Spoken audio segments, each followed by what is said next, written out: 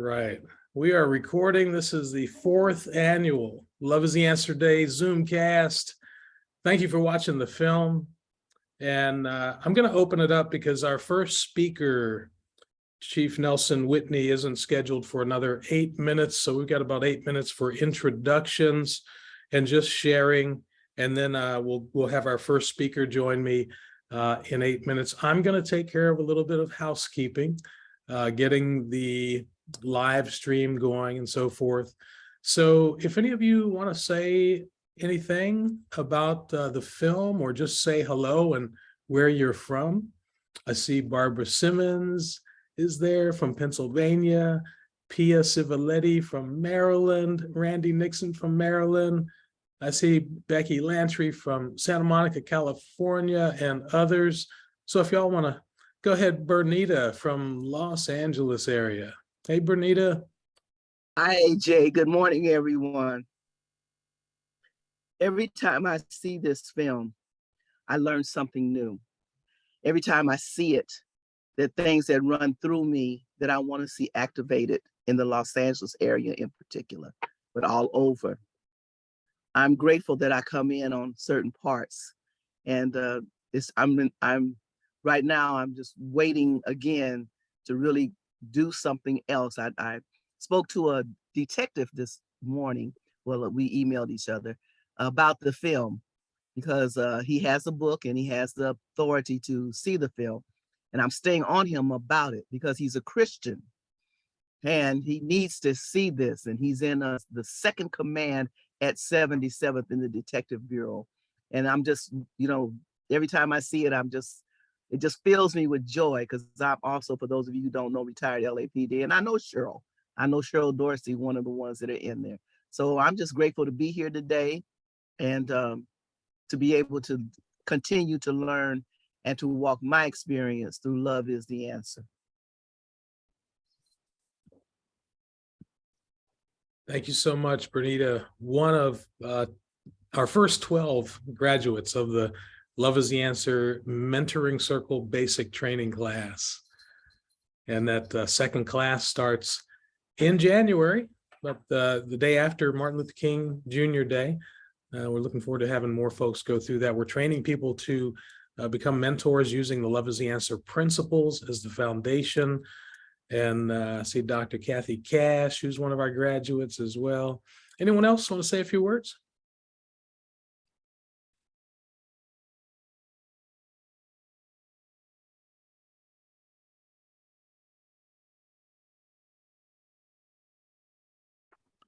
I guess I'll go.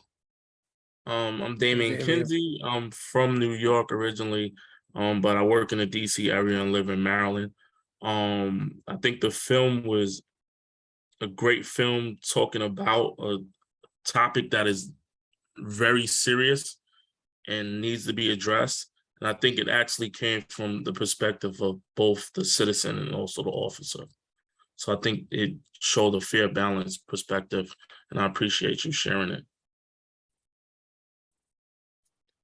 Thank you, Damien. Yeah, that was really, really important to us to present a film that was balanced, that brought everyone into it, and I believe we hit the mark there. We can't make everyone happy. There's some folks that are upset that so-and-so's in the film, whatever, so-and-so didn't get enough time or got too much time.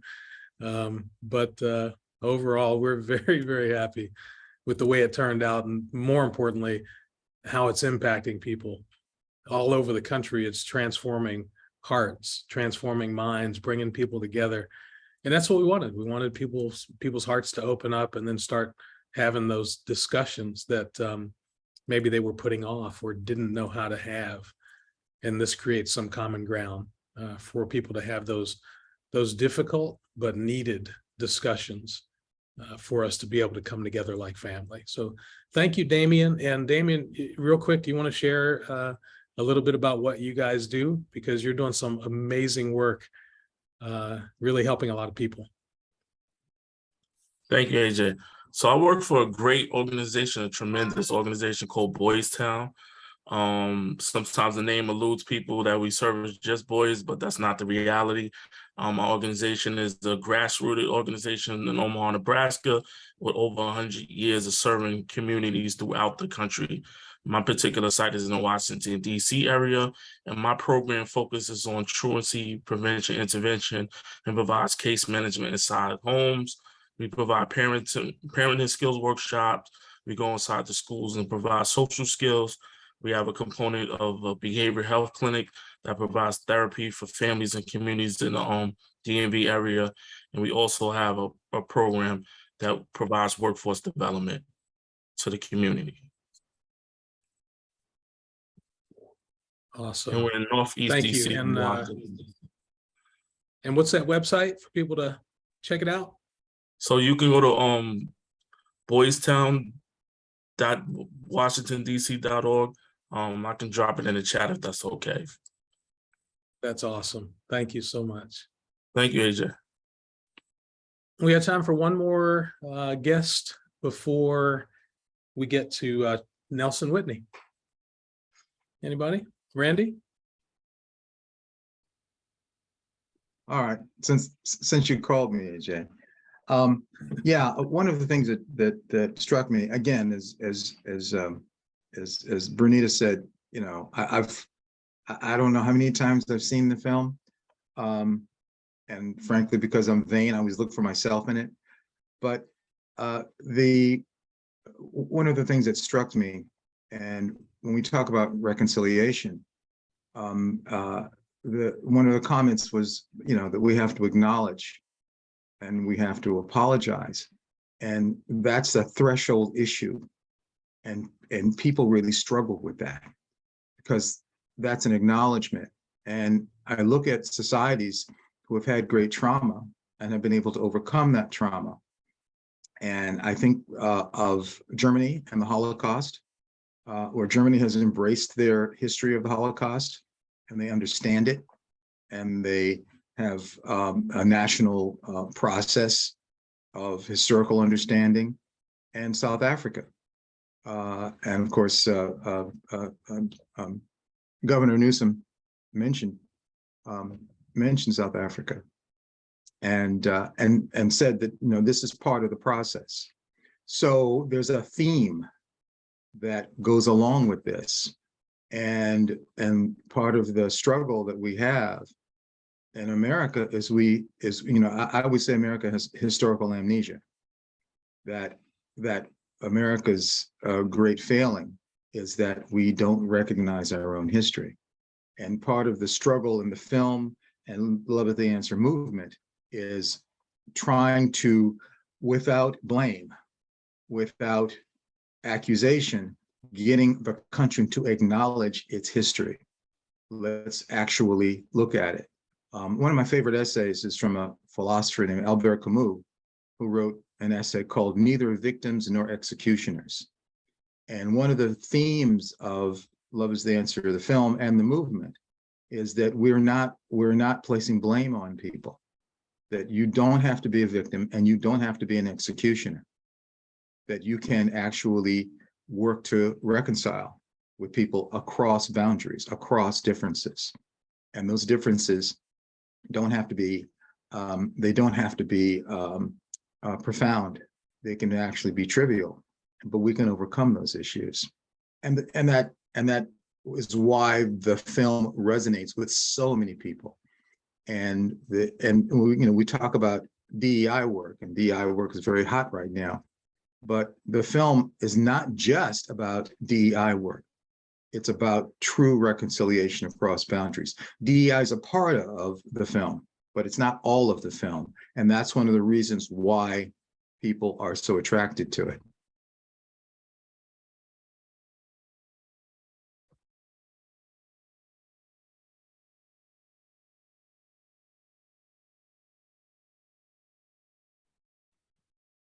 Randy, thank you, my friend.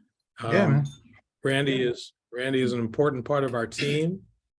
And if any of you watching, by the way, we just went live. We had a little trouble trying to get it up on Facebook, but we are now live on Facebook on our Love is the Answer movement group. So if you have friends on Facebook, please take a moment to let them know that it's streaming. I'm going to be taking a moment to share the stream to my personal page as well. Ask you to do the same if you can. We've got Nelson Whitney live. Why don't you go ahead and take yourself off mute? How you doing, sir? AJ, I can't tell you how happy I am to see you. I'm doing very well, thank you. And this beautiful woman next to me is my wife, Erin. I thought I would Hi, introduce you. Erin. Hi, nice to meet you. Good to meet you as well. And I see you've got something really cool behind you there. I do, AJ. You know, I wish you could have seen everybody working on this today. So we're in the community park here in Falls Township. It's widely used by people who both live in Falls Township and live nearby. It's a great park. And in the park, we have this shed that when Barbara and I drove through Falls Township to try to find a place that we thought people would see our mural and it would bring people together. And we thought this was the place to do it. So we had students from Pennsbury, which is our school district. We had volunteers from the community. We had police officers. We had different people from the county government, county commissioners, our board of supervisors, just people throughout the stakeholders throughout the community come down here today and help us finish this. So this is our mural. Oh, And as you wow. can see, it's pretty big. We had professional artists that came down here and guided us because I mean, I'm no artist. But they did a great job. Some of my kids were here, families were here. It was a wonderful chance and on a great day for people to come down here and participate in this project and, you know, share the message that, you know, we do need to come together as a community. We need to break down barriers. And, you know, AJ, your love is the answer is just a fantastic concept and a fantastic opportunity to bring people together. We even did some sidewalk chalk. I mean, we had just, you couldn't imagine how many people were here. It was just a great crowd. We'll be putting up photos, you know, on our social media as we receive them. And we're very proud of this. And you know, Matt Weintraub was here and Matt talked about wanting to spread this throughout Bucks County. And I'm sure, you know, that will happen, but we're honored to be the second Love is the Answer mural. Absolutely fantastic. Oh, that is so beautiful. And I see Barbara Simmons is in the Zoom as well. Barbara, do you want to say a few words? And hold on, Nelson, don't go anywhere. Oh, I'm not. It was a fabulous day. As the chief said, I was thrilled to work with the officers, the students from Pennsbury School District, the superintendent from Pennsbury School District picked up a paintbrush as well. Matt Weintraub, the DA, parents of the artists, of the young artists were here. We had, I would say 4 generations, wouldn't you say, Chief? We had the little ones and then the grandparents. We really did. It was fantastic. Yeah. Wow. I think that, you know, the message that is important is that we were working with graffiti artists who had been arrested, and they were phenomenal to work with people who have been doing this work covertly since they were 12 years old. And now they're out in the open doing this. It was pretty cool. So I really enjoy it. And they're ready to do the next one. They're already planning, like, okay, well, where's the next spot? And so, you know, you walk That's away awesome. with on a high. And so I'm feeling really good about it. And then I'm going to have to jump off shortly to get on a FaceTime with Rochester, New York, because they're doing their event right now and they want me to come in. But the amount of the number of community members that came, the Copsicle truck giving everybody ice cream, the police officers and students working side by side. The last thing I want to mention is that, when we did Morrisville, we had a young Muslim student bring her family out. She went off to college, but her family came and helped with this mural. So the little sisters of Yasmin came out, and that to think that that's now, these two little girls wanted to come out and paint because their sister couldn't be there. So that was, oh boy, was that wonderful for me. That was really, really a surprise. I didn't expect it. But it was meaningful to them to paint the mural last year. And they said this one was very special. They loved the colors and they're immigrants. So, they were embraced to come and paint, and that's the whole idea of this thing, is embrace everyone to do this work. So awesome. Well, you all have done. Oh, go ahead, Barbara. Are you still talking, or? I'm sorry. Okay. I'm so proud of you all in Bucks County, and it started off with Chief Anthony Paparo in Yaden, just outside of Bucks. We call him Chachi lovingly, and he showed the film during our first ever Love Is the Answer Day, and Barbara was there with Dee Dee Lofton Davis, and went back to Bucks County and said to Matt Weintraub, the DA, "You've got to do something with this film." And then she watered that seed, and it started to grow, and Matt said, "Okay, I'm going to do it." He was reluctant to show it the first time, wasn't he, Barbara? There was some reluctance there. Well, there was some reluctance there, but I think that this is something I want to say to the chief. Chief Whitney was one of the first police chiefs to embrace this film. I remember, we watched it a couple of years ago, and so, when you get one chief who's enthusiastic about it, that's usually what it takes. The others will come on board. So, and so I knew that, Falls had to be the next place we were doing the mural.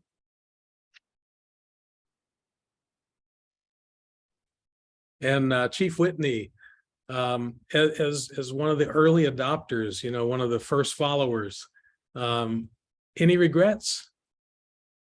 A lot has transpired since then, these past few years. How has Love Is the Answer treated you? A lot has happened, but absolutely no regrets. Barbara, thank you for your words. It's very rewarding for me to hear that people know me well enough to know that this is dear to my heart. The people who are close to me know that this is the entire reason that I became a police officer. I was on a hard science track in college when I was a young man. I was a physics major, and I decided I could better serve humanity by changing the system from the inside. And this was very much what I wanted to do. So this is the culmination of a life's dream for me. No regrets whatsoever. I will continue to do the film. I'll continue to I don't like to rest on what's happened in the past. I like to move forward. And Barbara and I were already talking about ways that we can use this concept here, with the high school and the young people that were involved with the project to kind of spread the word even more. So we've got to keep doing more. We can't rest on what we've done, but it's been great to be a part of it, AJ. Man, that's awesome. And we love you so much, man. I can't tell you how much we appreciate you. Do me a favor and just kind of pan out again so people can see that beautiful mural behind you. I'm just amazed. We saw the mock-up, and the mock-up is there behind Barbara. And then now to see it in real life, after all that work has been done with peace officers and young people and others coming together to create that beautiful work of art, it really touches my heart. I'm out. I live in Henderson, Nevada now. I'm out in Santa Barbara, California for a couple of weeks, just chilling and working from here. Same work, different location. But to know that from coast to coast, literally from coast to coast, people today are doing things like that, creating these beautiful spaces. And Chief and Barbara, I can't imagine how many people, how many lives are going to be affected in the coming weeks, months, and years because of that, because of the work that's behind you. And your hearts are just so big and so open to serving the community, and we just appreciate you so much. Thank you. Thank you, AJ. You're gonna hang on with us. We got Glenn Sure. Martin on in just a few minutes, so he's gonna be joining us. But Chief, any parting words from you? Any websites that people should go to? Do you have any job openings for any folks in your community? Do you have any training programs for any young people?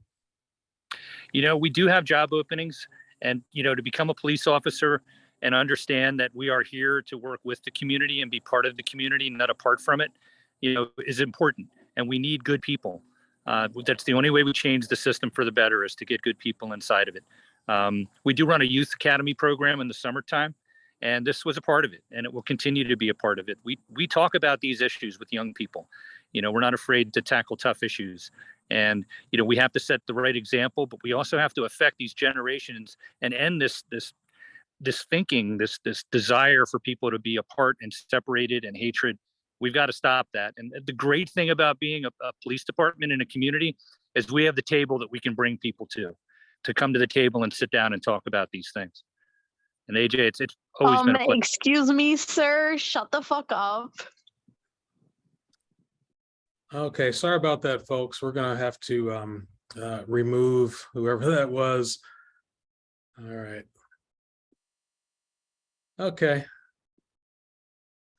My apologies. You want to continue on, Chief? Oh, you're on mute.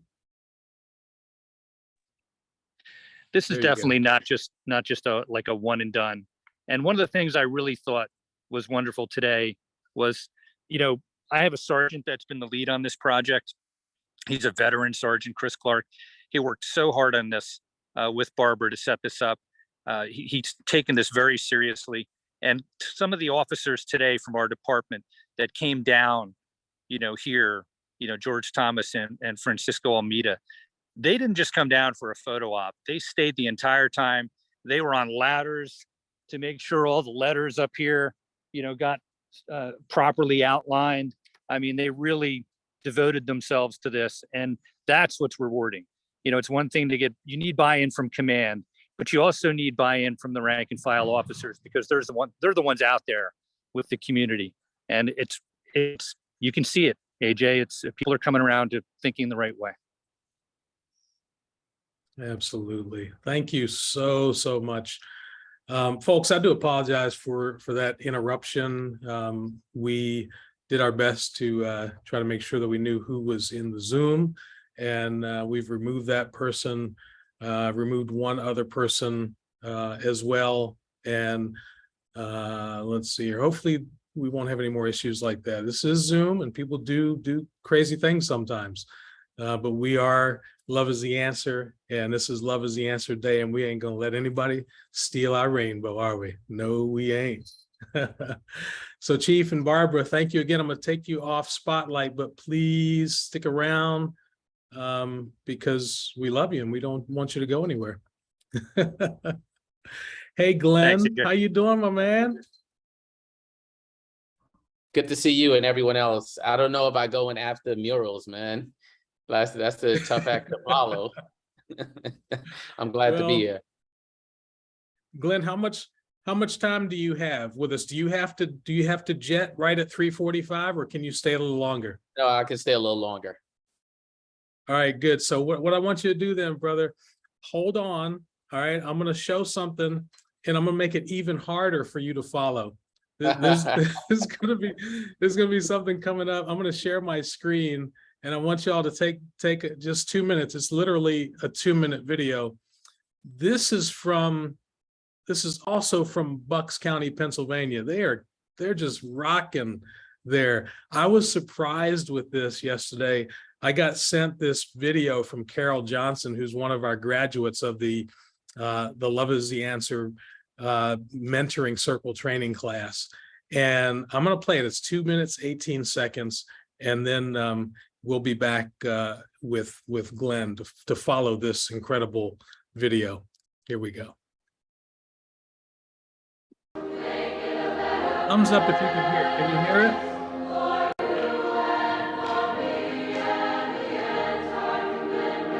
Yes. I pledge to learn about the people in my community. To unconditionally open my heart to them as if they were my immediate family members. To volunteer to be a part of the solution in their lives. During both good and challenging times. And to empower everyone I meet. Our lives depended on each other. Hi, my name is Shannon. Both of my parents and I were born in America, and love is the answer. My name is Marna, and my mom is from Liberia, and my dad is from South Sudan. Love's the answer. Hi, my name is Farhan, and my parents are from Pakistan, and love is the answer. Hi, my name is Angeline. Both of my parents are from Mexico. Love is the answer. Hi, I'm Amira. I was born in Russia, and love is the answer. My name is Arnesh, and my mom is from Pune, and my dad is from Mumbai, and love is the answer. Hello, I'm Cece, and I'm from Africa. Love is the answer. I'm Nick. My dad is born in Italy, and love is the answer. Meu nome é Alex, guys are C, e de boa fantasía. My name is Alex. I'm from Russia, and love is the answer.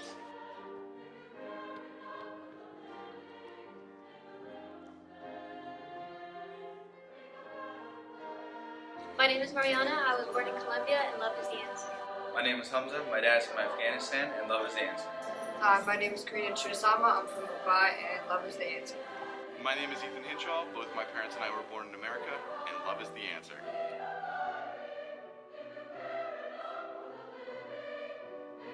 I pledge to learn about the people in my community.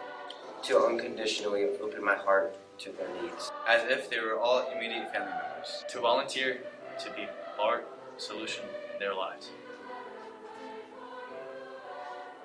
And to empower everyone I meet to do the same. As if our lives depended on each other.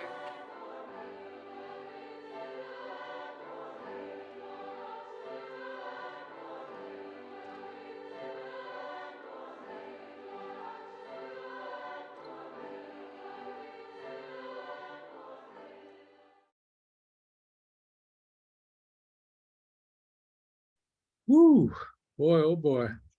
Out of the mouths of babes.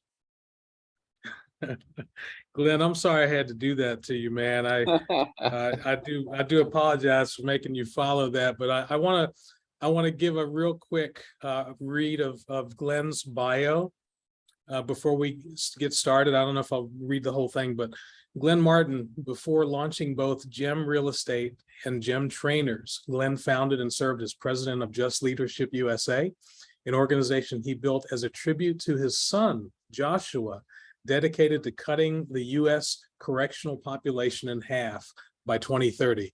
For almost 22 years since leaving prison, he's been a part of the vanguard of successful reform advocates in America. His leadership has been recognized with multiple honors, including the 2016 Robert F. Kennedy Human Rights Award, the 2017 Brooke Astor Award, and the 2014 Echoing Green Fellowship. He's also a founding member of the Council on Criminal Justice. Prior to founding Just Leadership USA, Glenn was the vice president of the Fortune Society, where he founded and led the David Rothenberg Center for Public Policy. He also served as the co-director of the National Hire Network and the Legal Action Center, and co-founded the Education from the Inside Out Coalition.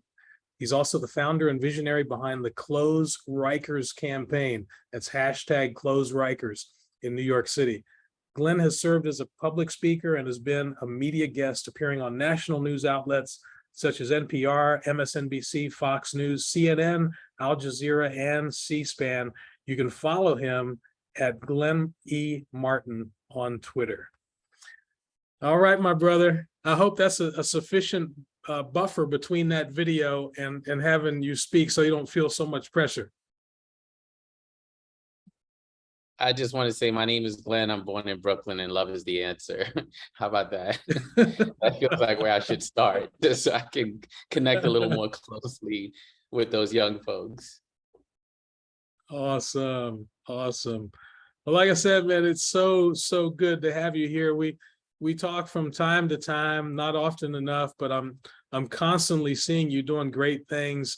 And I have some questions for you, but I just want to lead off with this, man. You're doing some amazing work in real estate.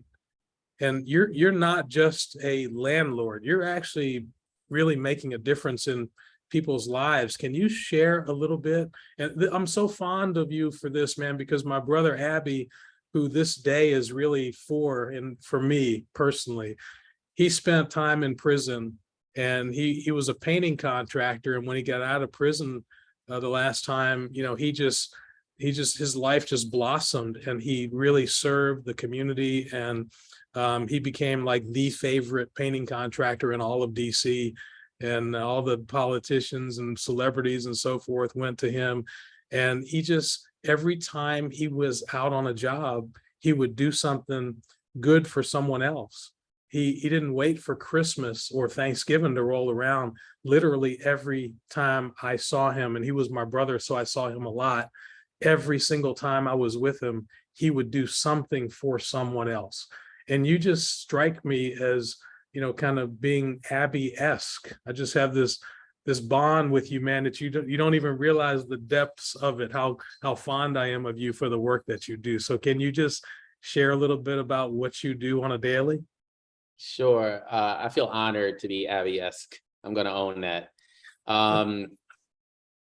So I got into real estate a few years ago, and, you know, honestly, wasn't sure why. I think I was trying to diversify income and take on a new challenge and so on. I had spent 17 plus years in nonprofit, and just naturally, I started asking myself, how can I do good and do well?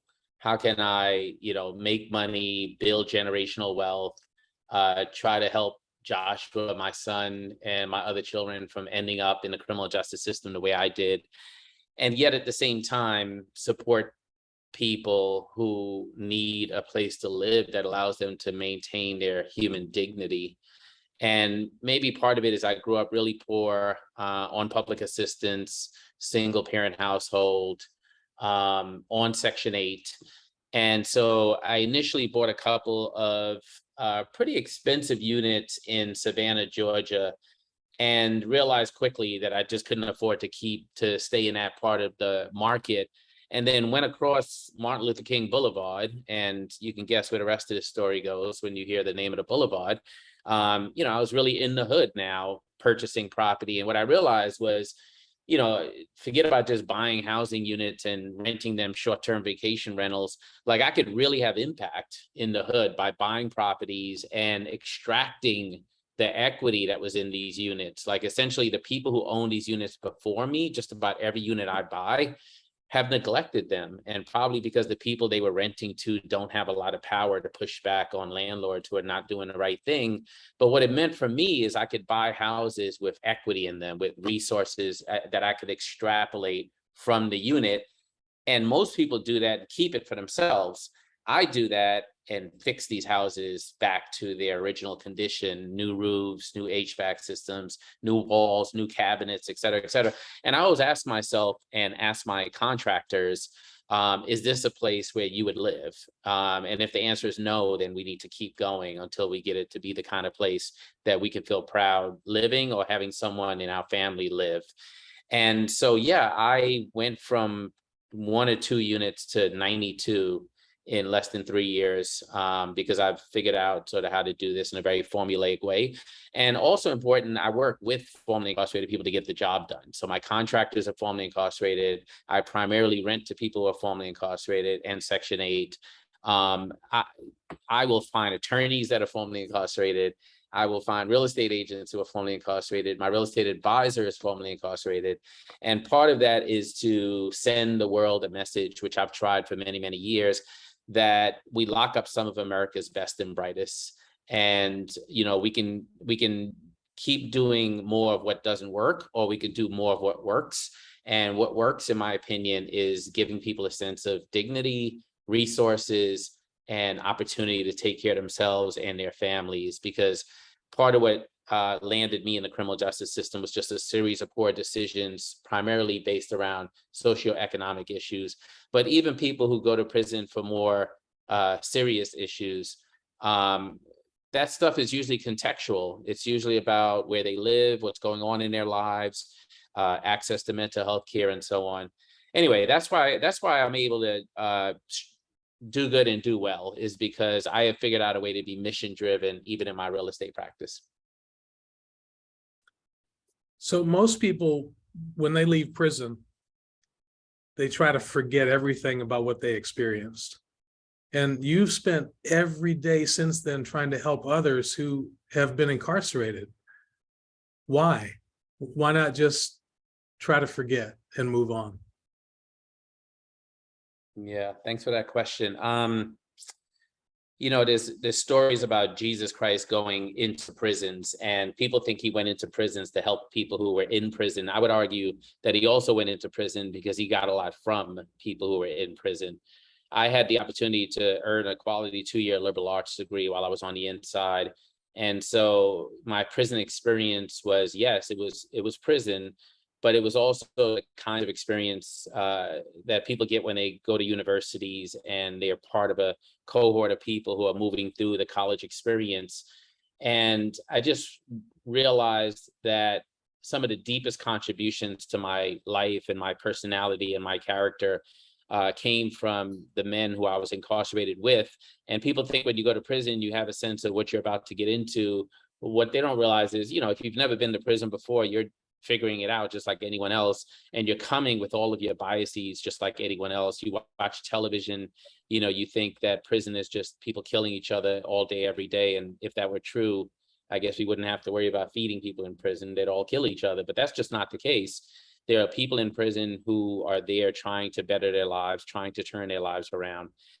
And so I developed some of the deepest bonds with men who, you know, when you think of all the material things we have out here to serve as a mask and as a filter, those things don't exist in prison. All you have left is your character. You don't have the fancy car or the fancy home or the fancy job. Those things are gone. And so you get to see people in their most sort of quintessential version of themselves. And you get to see humanity in a very raw and visceral way. And there's nothing I've experienced in life that could have prepared me for that, but nothing I've experienced since then has been anywhere close to that experience of understanding human beings in such a deep way. And so when I walked out, you know, prison was a difficult experience. I thought I was going to do 3 years. I ended up doing 6, could have done 9. And the one day that I was brought to tears was the day I was leaving on my way out. And it was because of all the amazing people I was leaving behind. And I realized in that moment that I would carry them with me, even if I didn't continue to be in contact with them, that I always try to judge my decision making on whether or not I can stand in front of a person who's in a cage and have my dignity intact by asking them, am I doing the right thing, and hearing their response. And so, you know, I don't always get it right. No human being always gets it right. But I have learned to carry with me that litmus test that helps me to make decisions in life. And so, I don't know, I can't imagine life any other way. I mean, it's not that I don't like people who've never been to prison, but I just, when you go through a shared traumatic experience, you want to reach back, at least I do, want to reach back and pull people up. And I also find that, you know, you make your friends in the valley, not on the mountaintop. Like, you know, when you're in the valleys, when you realize who your people really are, who's your tribe, who's going to be there through tough times. And man, I can't think of a deeper valley than the prison experience. Wow. So last week you tweeted, and by the way, if y'all aren't following Glenn's Twitter account, you need to, because he's dropping some really cool stuff on there every single day. I don't know how you get anything done, actually, because you're always on Twitter. But anyway, last week you tweeted people don't own their decisions and show up differently when all you have to offer is punishment. No one runs toward retribution.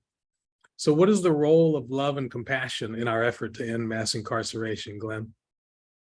Yeah, I appreciate that. So let me respond to the Twitter joke you just made, which is the reason it's so easy for me to do social media in the middle of 14, 15 meetings a day is that I really do tweet stream of thought. You know, what's in my heart and mind is what I put out there.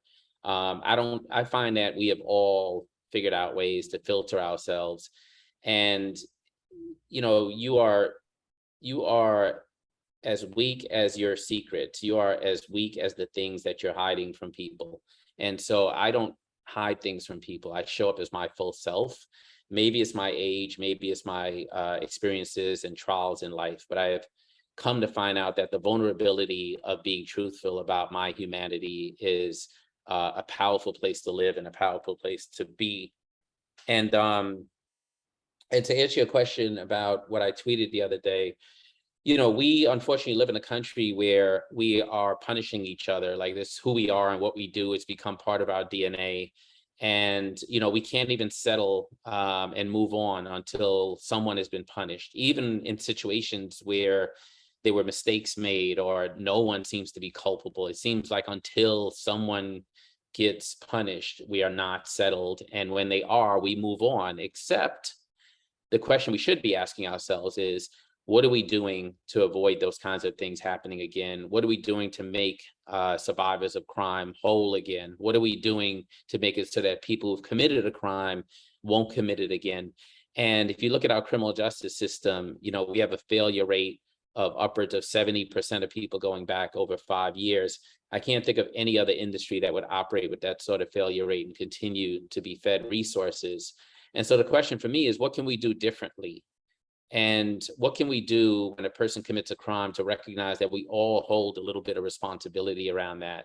And how do we make that person whole again in a way that's not just about the hammer hanging over their heads? Like, what is the opportunity? Like, I was told I could go to college sitting in a prison. That was the first time anyone had ever said that to me.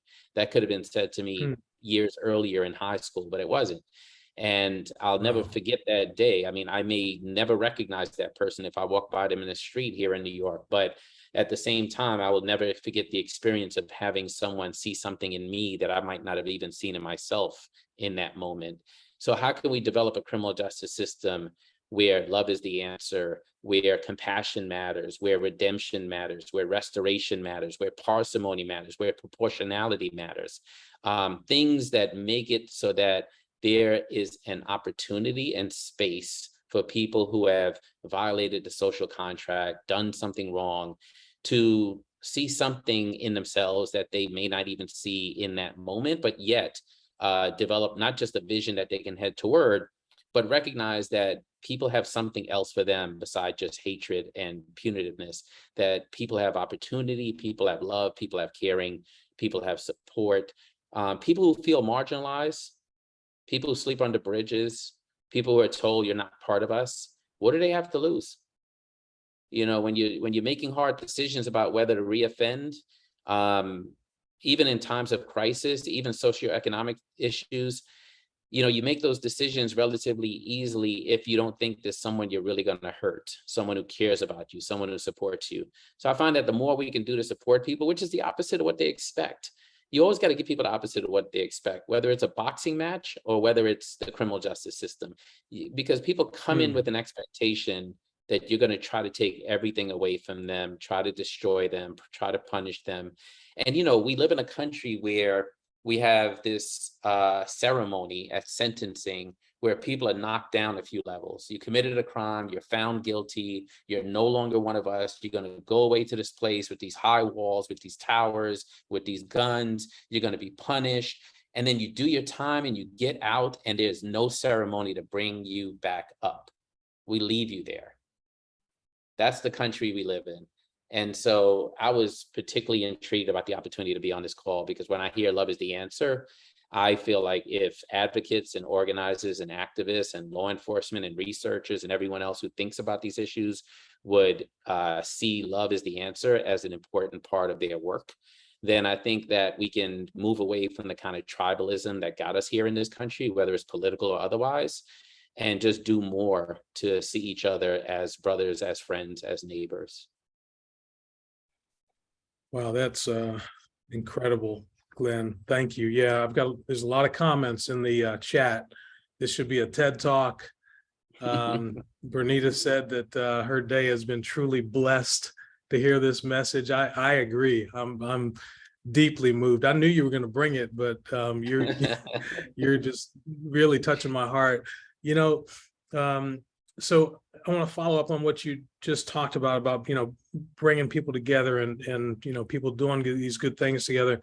After George Floyd was murdered, a lot of companies made commitments, and 98% of those companies have not fulfilled those commitments, right? In fact, we had a company that we were dealing with that made a huge commitment. And then when it came down to doing the work, they were afraid. They backed off. They didn't want to do it because it was going to be too hard on them. They didn't want to confront the things that needed to be confronted within their own organization in order to be able to help people in their community. So likewise, most advocates take on issues that feel kind of relatively easily winnable, right? They don't stretch themselves, but you decide to work to close Rikers Island in New York City. Why? Yeah, I am the type to grab the dragon by the face. You know why? I'll tell you why. Because there's a lot of people who disagree with me. There's a lot of people who disagree with advocates who are doing work to shrink the footprint of our criminal justice system.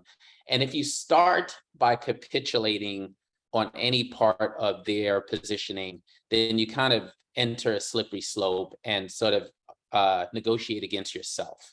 So I start in the deepest end of the pool. Like, what are the places where we punish people the most? What are the places where we as human beings can maybe take a look at ourselves and say, I don't want that to exist in my name. Rikers Island was purchased from a guy named Richard Riker, who used to be the head of our court system in New York. Well, at nighttime, Richard Riker was the head of the Kidnap Club. And the Kidnap Club used to go grab young, free Black men in New York City, bring them in front of his court the next day, and send them back to the slaveholding South. That's the history of that piece of land in New York, one of the most allegedly progressive, resource-rich cities in the country. And yet it is an island that, if you look at the history of it, it has just been used for the worst of the worst issues for human beings. And right now, as an island, it's built next to an airport. So they actually built the architecture in a way that you wouldn't even build a jail. And it's built that way to allow the planes to be able to take off and land without the obstruction of taller buildings. So the buildings are flat and long, which is not helpful for correction officers and not helpful for people who want to go to programs and people who want to go to lunch. And it's just become a very violent place. The architecture itself, all of the buildings are beyond their shelf life. So if you want a weapon, you just rip it out of the wall. Literally, the facility is falling apart and allows for the creation of weapons. So when I was there, when I was 16, because in New York, 16-year-olds up until about 4 years ago was charged as adults. I was in a cell because a judge wanted to teach me a lesson and sent me there with $1,500 bail. Well, if you're poor, $1,500 might as well be $15 million because it felt like ransom. And I get to Rikers, and on my way to court a couple of days later to see that same judge, I was in a cell, and a young child, I'm deliberately saying child, we were children, approached me and said, give me your leather jacket. And when I said no, because on Rikers you have two choices, predator or prey, we started fighting. And in the middle of that fight, I could tell I was not only being jumped by multiple young guys in that cell, but that I started to get stabbed. And I was stabbed 4 times with a pen that was melted into a dagger. And I will never forget coming out of that cell and the correction officers telling me that if I got medical care, I'd be considered a snitch and I wouldn't be able to go to court. And then I went to court, and I remember that judge never owning his responsibility for sending me to such a draconian place that was like a real human grist mill. But also, here it is many, many years later, decades later, and it's no different. When I say it's no different, I am not exaggerating. Like, it is no different. And I decided that one of the things I would take on is the closure of this place, because it is one of the worst places we have to offer that we refer to as corrections. And I felt as though if we could get this place closed and come up with something that was more humane, allowed people to have their dignity, even if they had to do time, especially because 80+% of the people there are not even convicted of a crime, they're detainees. That if we could show the rest of the country that that place could be shut down, then it would give people hope that there's other parts of the criminal justice system that we could grasp and do something about. And so that's why I started out with the most difficult. Like, I like to go into the deep end of the pool because it makes everything else feel like low-hanging fruit. Wow, Glenn. I want to go back to one thing you said, man. You were 16 years old when you were sent there. You were a baby. You were a kid. And yeah, the human brain doesn't even fully form. Sorry, go ahead. Yeah. Sorry. And so you were in the same place as folks in their late 20s, mid 30s, very, very violent place. Yeah, very, very violent place with adults. But, honestly, even when I think of the adults, I mean, once I ended up in state prison years later, after being on Rikers the second time, state prison was totally different. It's not that it was a joy, but it wasn't Rikers. And there's something about Rikers at its core that makes it the kind of place that it is. It's an island, so it's isolated. Even in a city of 9 million people, it's very isolated. One way on, one way off. And the correction officers, unfortunately, because of their own fear, partially because, there's a lot of people of color as correction officers, and they get angry to see other people of color coming there and doing time and feel like it speaks poorly of them. So there's that kind of retribution that happens. There's just all sorts of reasons why that physical plant is just a terrible place and why it has generated the kind of culture that it has. So yes, I was young, and it's easier, of course, to be thoughtful and compassionate about the opportunities for young people, especially because the human brain doesn't fully develop until the age of 24. But I would argue that no one should be on that island. That island should be leveled and turned into an extra runway for LaGuardia Airport. It's only 300 feet away. Well, Glenn, I have one more question for you, and then I'm gonna ask a couple of people to comment or ask you questions. One of them is going to be Cliff Wright, and I'm choosing him first because he's a fellow New Yorker. And Cliff is in the film as well. He had a beautiful role in the film. But my last question for you, my man, is you spent 17 years in the nonprofit space, and now you've switched to the private sector as a vehicle to help people who have been in prison, which I love.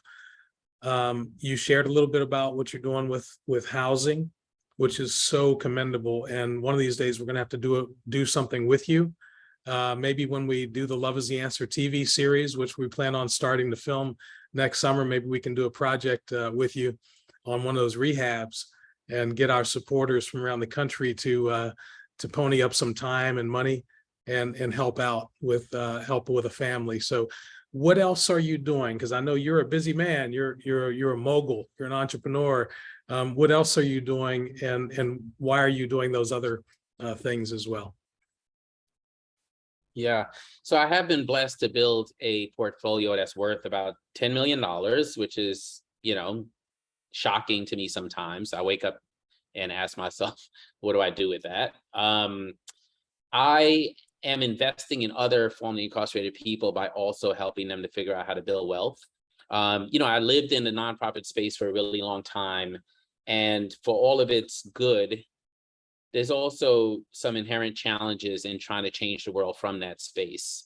It can be it's a space that's made up of institutions, and institutions can be very conservative. And we don't need conservatism in how we approach such a hairy and audacious issue, if you will.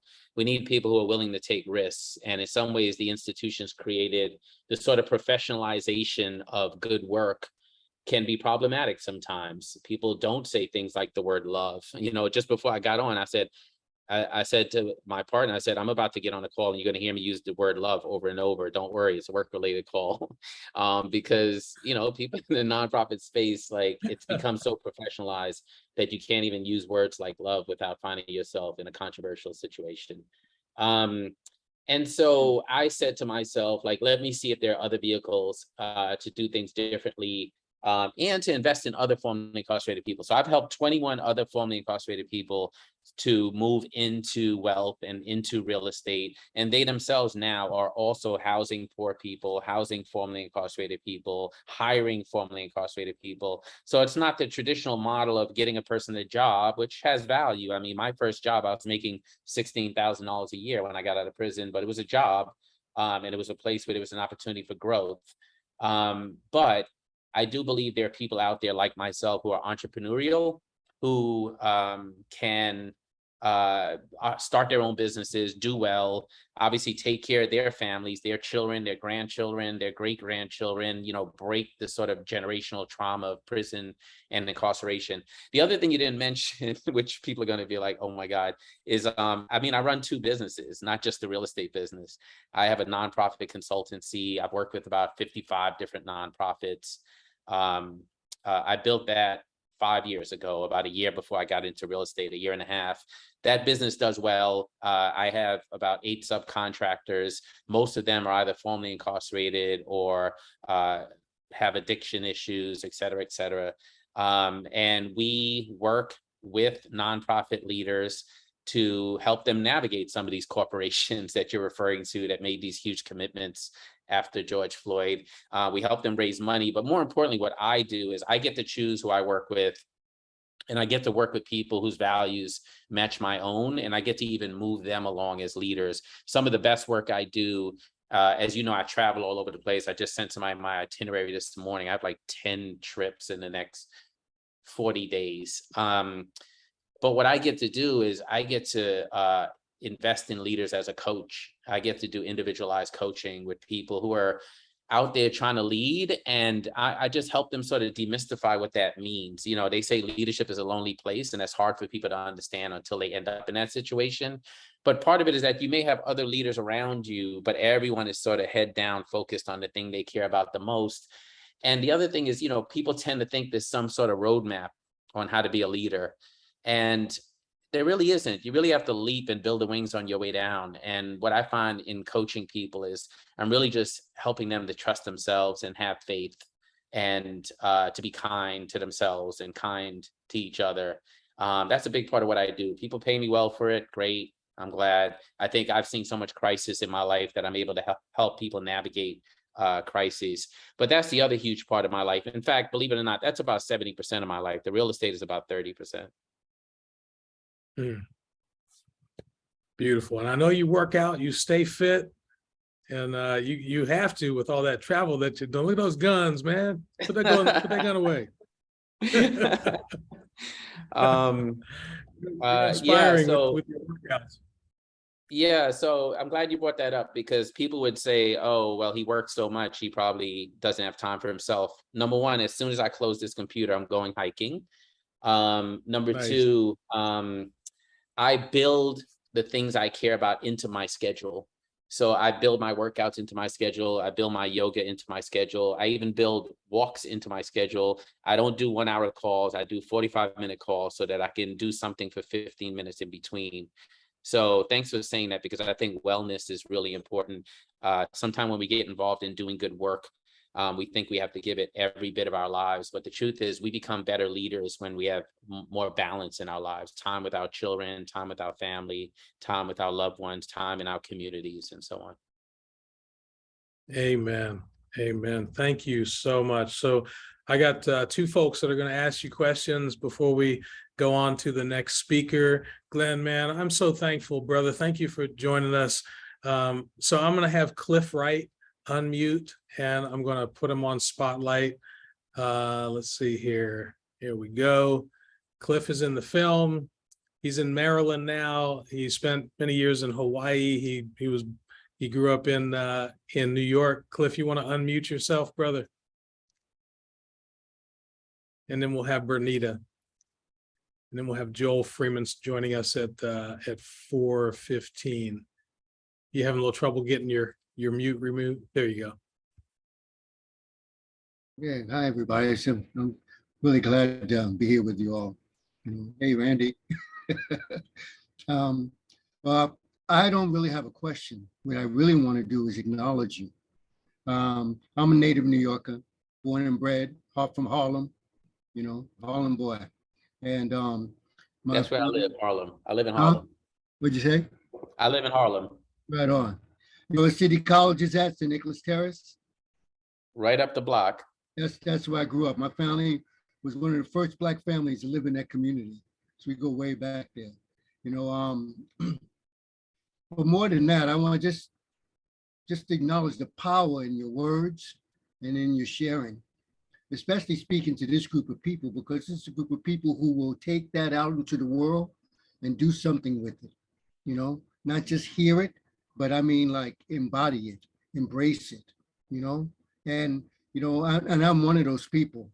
When you spoke, it's deeply, deeply moving, but also super upsetting for me.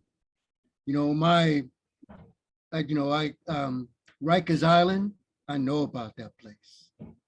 The Brooklyn House of Detention, I know about that place. Attica Prison, I know about those places. Every one of those places has destroyed the life of someone I love.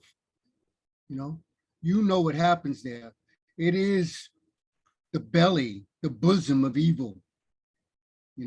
My cousin who saved my life on the streets of New York from the gangs in Brooklyn went into Attica, and when he came out, his soul was sucked out of him by what happened to him there.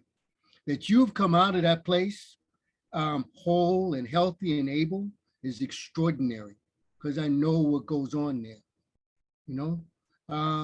and it's hard to relate it to other people.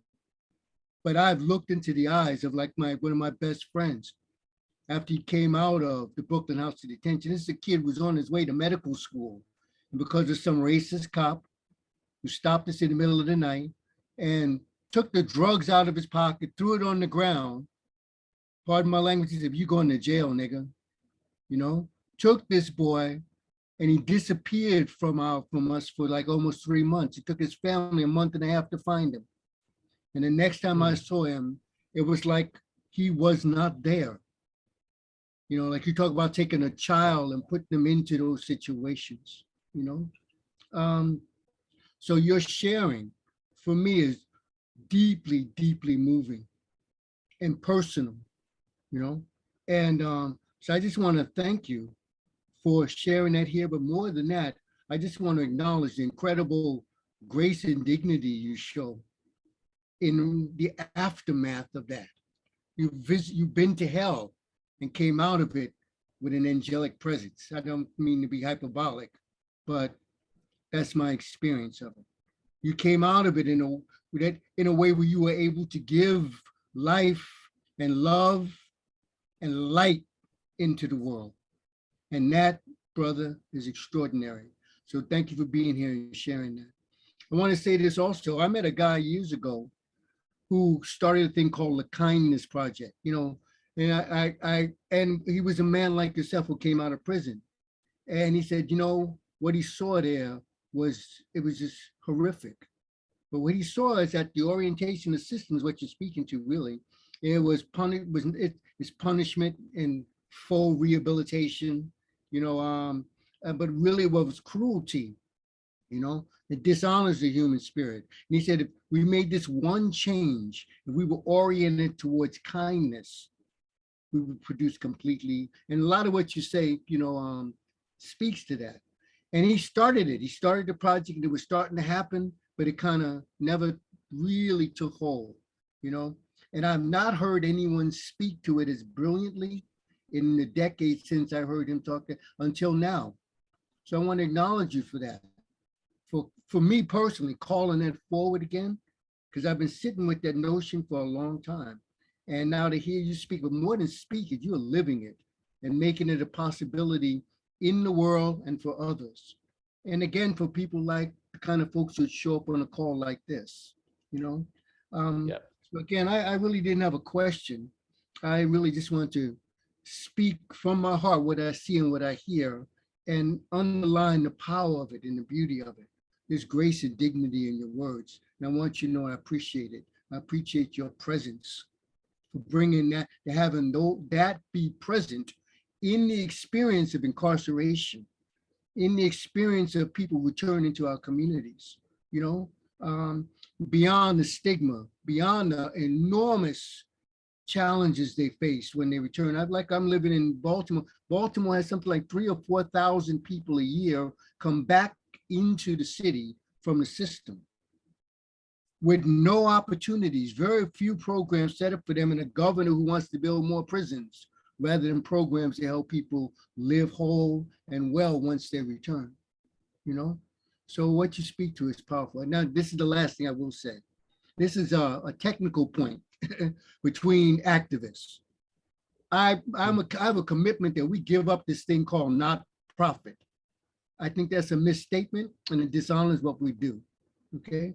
It is a social profit realm that we are operating in.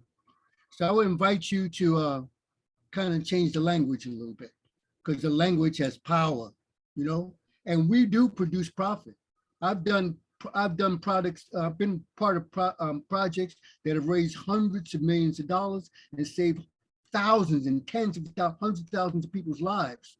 That is profit, but it's not capitalism in the sense of me making money, but me enriching the quality of life, you know, for others and for humanity. So I invite you to, you know, join me in changing that subtle but very powerful language in how and regarding what we do, because not what you're doing is extraordinarily profitable for this society. You know, you take a brother who's getting out of prison and, you know, trying to make it and got no money, trying to get government help, blah, blah, blah, blah, blah, turn him into an entrepreneur. Wow. Who's creating jobs for other people, building things that contribute to our society. That's profit. So I just wanted to throw that in there, you know, because I kind of got a commitment to that, you know, to social entrepreneurship, being really acknowledged what it is. Now shut up. No, thank you for those kind words, Cliff, and particularly the end part around nonprofits. I've been looking for a term to describe what I see, the places where we have a blind side to what's really happening in that space.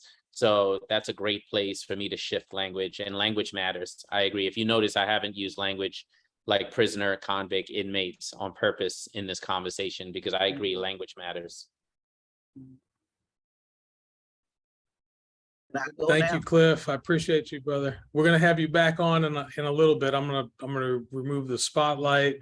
I'm gonna share screen just for 1 second.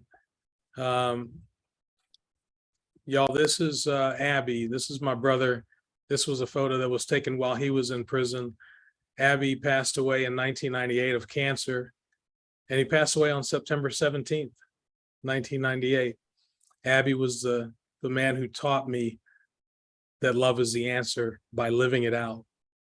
And this man who spent time in prison for drugs and manslaughter, the second half of his life was absolutely glorious. And like I said, there wasn't a time that I was with him that I didn't see him do something for someone else, whether it was going to buy groceries or giving somebody money or buying toys for children nonstop. That was him. And so he's the reason why Love is the Answer Day takes place on this day. Because I want the world to know how much love matters, and that it lives on even after you're gone, that what you do here matters. And Glenn, what you do here matters to a lot of people, and your work is going to go on for generations, long past the time that you're walking on this earth, brother. The difference that you're making right now is like the difference that Abby made for so many people. You know, you're going to get your flowers while you're here on earth. You're going to get some of them today, you know. But we hope that you're here for decades longer. Hopefully you're here for another 60 years. And your legacy, man, is just going to be just overwhelmingly powerful around the world. So we appreciate you so much. I have one more question for you, and that's going to come from Bernita Walker. Bernita, I'm going to ask you to take yourself off mute. And by the way, it was because of people like you, Glenn, and people like Bernita that made it possible for my brother to turn his life around. And so I know the power that y'all have in the way that you live your lives on both ends of the coast, one East Coast, one West Coast, different stories, but same result, that you're making a powerful difference in people's lives. So thank you. Bernita? Thank you, AJ. And Glenn, very glad to meet you. I thank you so much for you sharing your story. It is so important that people understand where you've come from and where you are now. I am married to an ex-convict, and so I understand that part of it. I'm also a retired deputy sheriff, so I understand that part of it as well. And I work in the field of domestic violence and intimate partner violence because I understand that part of it also. So I want to just encourage you. Well, I don't have to encourage you because you're already doing what needs to be done. But there are so many people that need to hear your story. I was the one that talked about you being on TED Talk. This needs to get out more because there are men in particular who have spent time in prison who are not doing anything because they don't know what to do or how to do it. And that is a deep problem with our culture, period, because our boys don't know what to do because they can't be taught, but the issues that are going on. So thank you so much for being willing to share. Do you, and I know that you travel because you already said that you travel. Are you ever in the Los Angeles area, and do you do this particular talk in different cities such as Los Angeles? Because I definitely want to stay in contact and know about that because I have individuals that need to hear you. There's a program called CRESLA, which is the Community Resource System of South Los Angeles. And I don't know how much you know about South Los Angeles, but it's like Harlem. Okay. And they need to hear this.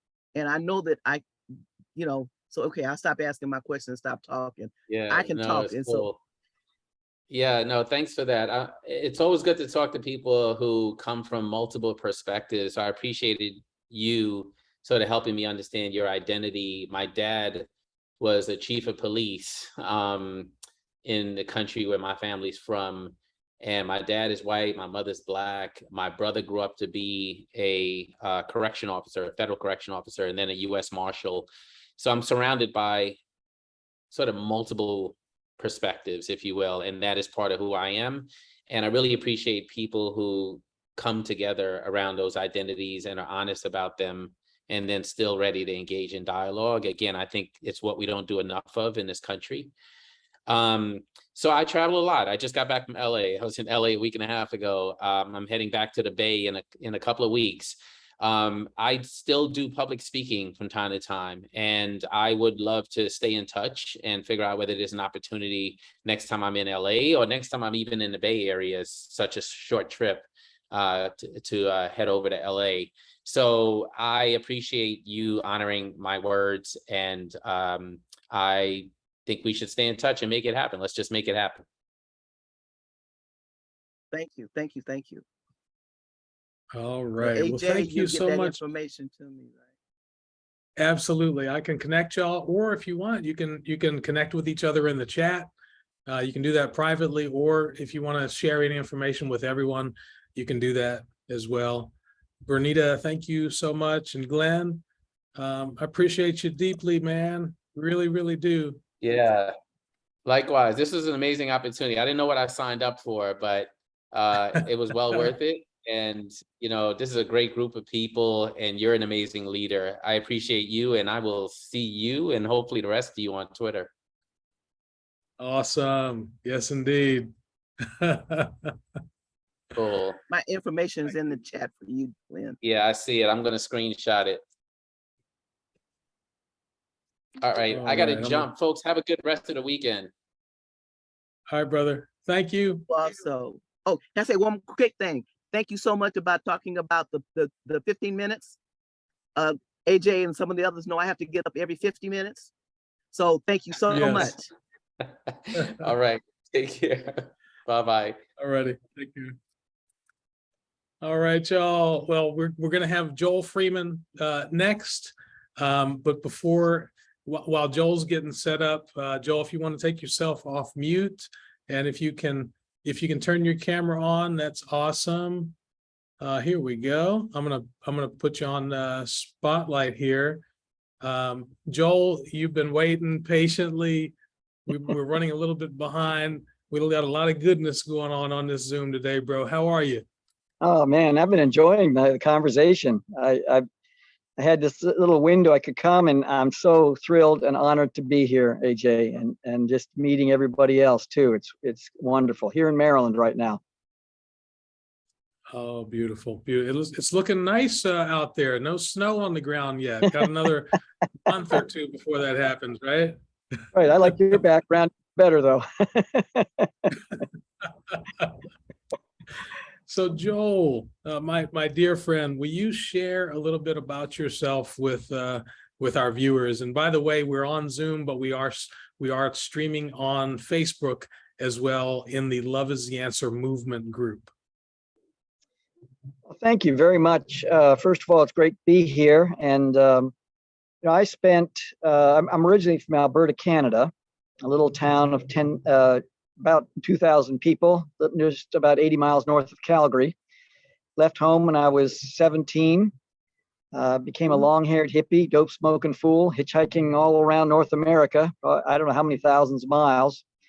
And then in 1972, let's see, 72, my whole life just turned around, signed up for school, and ended up about 7 years later, became one of the first chaplains in the history of the NBA, and worked with the Washington Bullets, Wizards from 1978 to 1998, those 20 seasons. And probably the biggest miracle is I survived 6 coaching changes and 3 GM changes during that time. So that was kind of a crazy experience. That's where my interest in Black history emerged. It all started with Kevin Porter and Elvin Hayes, Wes Unseld, Bobby Dandridge, some of those, Mitch Kupchak, Kevin Greavy, all those guys in that team that had just won a championship against Seattle Supersonics. And I came right on the heels of all that. I still got a ring, one of those rings, but anyway, that's kind of a little bit of a background. My wife, Shirley, and we live in Maryland. We're kind of between Myrtle Beach and Maryland, near Annapolis. And we're here in Maryland right now. We have 4 children, ages 36 to 42. So we have 2 grandkids, and we're just really grateful to be alive with a purpose. Beautiful. And you've featured Love is the Answer in Black History 365, which is one of the great honors of my lifetime, to have our work in a textbook. Tell us a little bit about how it's going for Black History 365 and the schools that are, maybe if you can name some of the school systems that are using it, and what all that's about, and maybe we can even drop a link in the chat for everyone, because that's an amazing product. I have learned more about Black history from that textbook than I've learned from all other sources combined my whole life. Wow, thank you very much. That means an awful lot coming from you, especially I have such a high regard for anything you say. This is Black History 365. It's about close to 3 inches thick. It weighs 5.5 pounds, and it has over 1,200 QR codes. I can open up pretty much anywhere, and here are some QR codes. We have a proprietary process where we use we can repair. We check the QR codes every night at 8 o'clock, all 1,200 plus. Plus, there's over 2,500 images throughout the textbook. Once again, I'll just open up pretty much anywhere, and you can see images, many images that have never been seen before in this context. We started in ancient Africa because everything else, pretty much everything else we saw started with slavery and the slave trade, and we just didn't want to be a part of that. We wanted to talk about the hunting, the gathering, the fishing, the industry, agriculture, and the ancient African kingdoms that transcend the current geopolitical lines. And so, and then we end in Canada, and we have this gentle timeline through from ancient Africa on to all the way up to George Floyd and beyond. And so we end in Canada because we found that most textbooks, what they do is they give maybe one paragraph to Canada. And we wanted to show what happened to people that left the South. Some may say it's like the Stockholm syndrome, the fear, things holding people back. But some, like Harriet Tubman, and others, moved to the North. And then the fugitive slave laws pushed people into Canada. And what happened to them? So we have a whole unit of well over 100 pages. We have a timeline from late 1490s all the way to the modern era. Showing the intersection of African Americans and African Canadians. And so, yeah, it's just been quite a project. If I could kind of illustrate our purpose for this whole project, and I'll just hold up my hand. So the thumb stands for that we are inviting everyone to uncomfortability. And we do that. We have something called the Elephant Experience. And the Elephant Experience is where we talk about topics like Uncle Tom, 3/5 of a human being, lynching. Can a white person ever fully understand the Black experience in America? Black people in the deadly dance with both American political party machines. Manifest Destiny. The should we tear the statues down? The N-word. All these different topics that are very difficult to deal with. We have a process for approaching the uncomfortability. And it takes courage to deal with uncomfortability. And so C.S. Lewis, he said, for instance, that courage is the very foundation of every positive character quality. For instance, it takes courage to be kind to someone that's unkind. It takes courage to forgive. It takes courage to be flexible in an inflexible situation. It takes courage to stand up straight in something that's too flexible and too crazy. And so, so we want to provide a way for people to enhance the possibility of people, of students, and engages all ages, from K to Gray, from anyone who engages with this, to be able to deal with the uncomfortability. So the other fingers touch the thumb. And so the first finger that touches the thumb is that we want to invite people to become critical thinkers. And I know every time I use Siri, every time I use Google, all these other things, I feel my brain turning to mush just a little bit. And I grew up in a generation pre-digital where we had to actually read things. We had to actually come to our own opinions. Most things were not pre-chewed for us.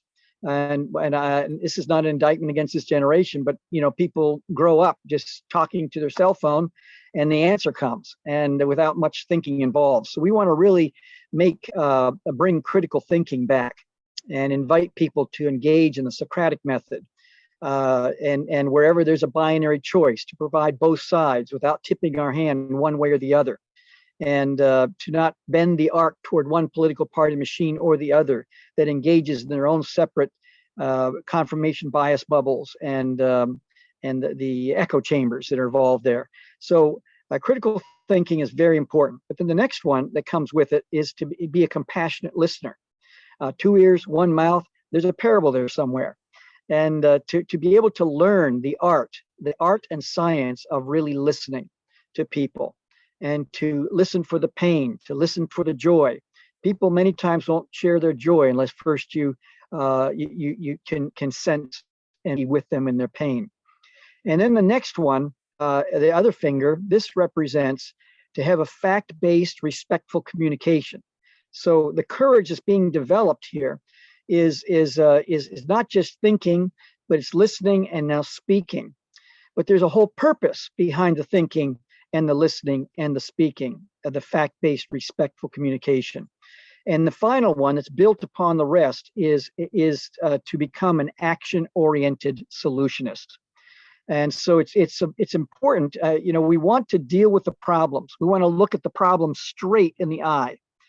But I think that sometimes we can become problemizers, where everywhere we look, there's a problem.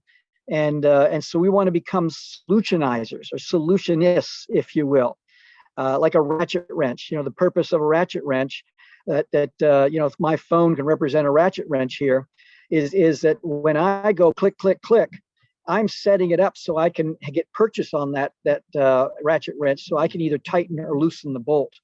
And so it's not a backwards movement to go click, click, click. So the click, click, click would be a metaphor for addressing the problem straight on, however long that takes, and then to move in a solutionizing type of a function. So that's really what we're all about, and we believe that young people, students, they have a whole generation from K through 12, and we're now in 15 colleges and universities also. To have a whole generation, what could happen, 5, 10 years from now, if a whole generation of people are exposed to this kind of information that is truth-centric and is solutional, and then can draw people into a way of discussing and moving through the whole process. And we have something called the stick, the talking stick. And in my collection, my wife and I own a collection over 3,000 pieces. The oldest piece dates back to 1553. We've done 2 exhibits at the United Nations, had over 1 million people show up, and 3 at the White House, 2 at the Clinton Presidential Library, Secret Service, FBI, NIH, many venues. And there's a story behind every single piece in this collection. And one piece is from the Chukwe tribe of Angola from the mid-1800s. And it's a talking stick that's about, I'd say 15, 16 inches long. And whenever the tribal chief would give this to someone in the tribal council, whoever held that stick had the authority to speak, and everyone else had the authority to listen.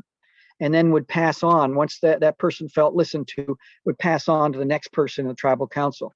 And so we're bringing this, we want the students, the first class is not even about Black history. It's about the how they're going to do the what. So developing their own code of conduct, their own rules of engagement made up of we will and we will not statements that they create themselves. If our group right here came up with a code of conduct for every school, there'd be rebellion in every class. I don't agree with that word. I don't agree with that statement. Who came up with this? This is ridiculous.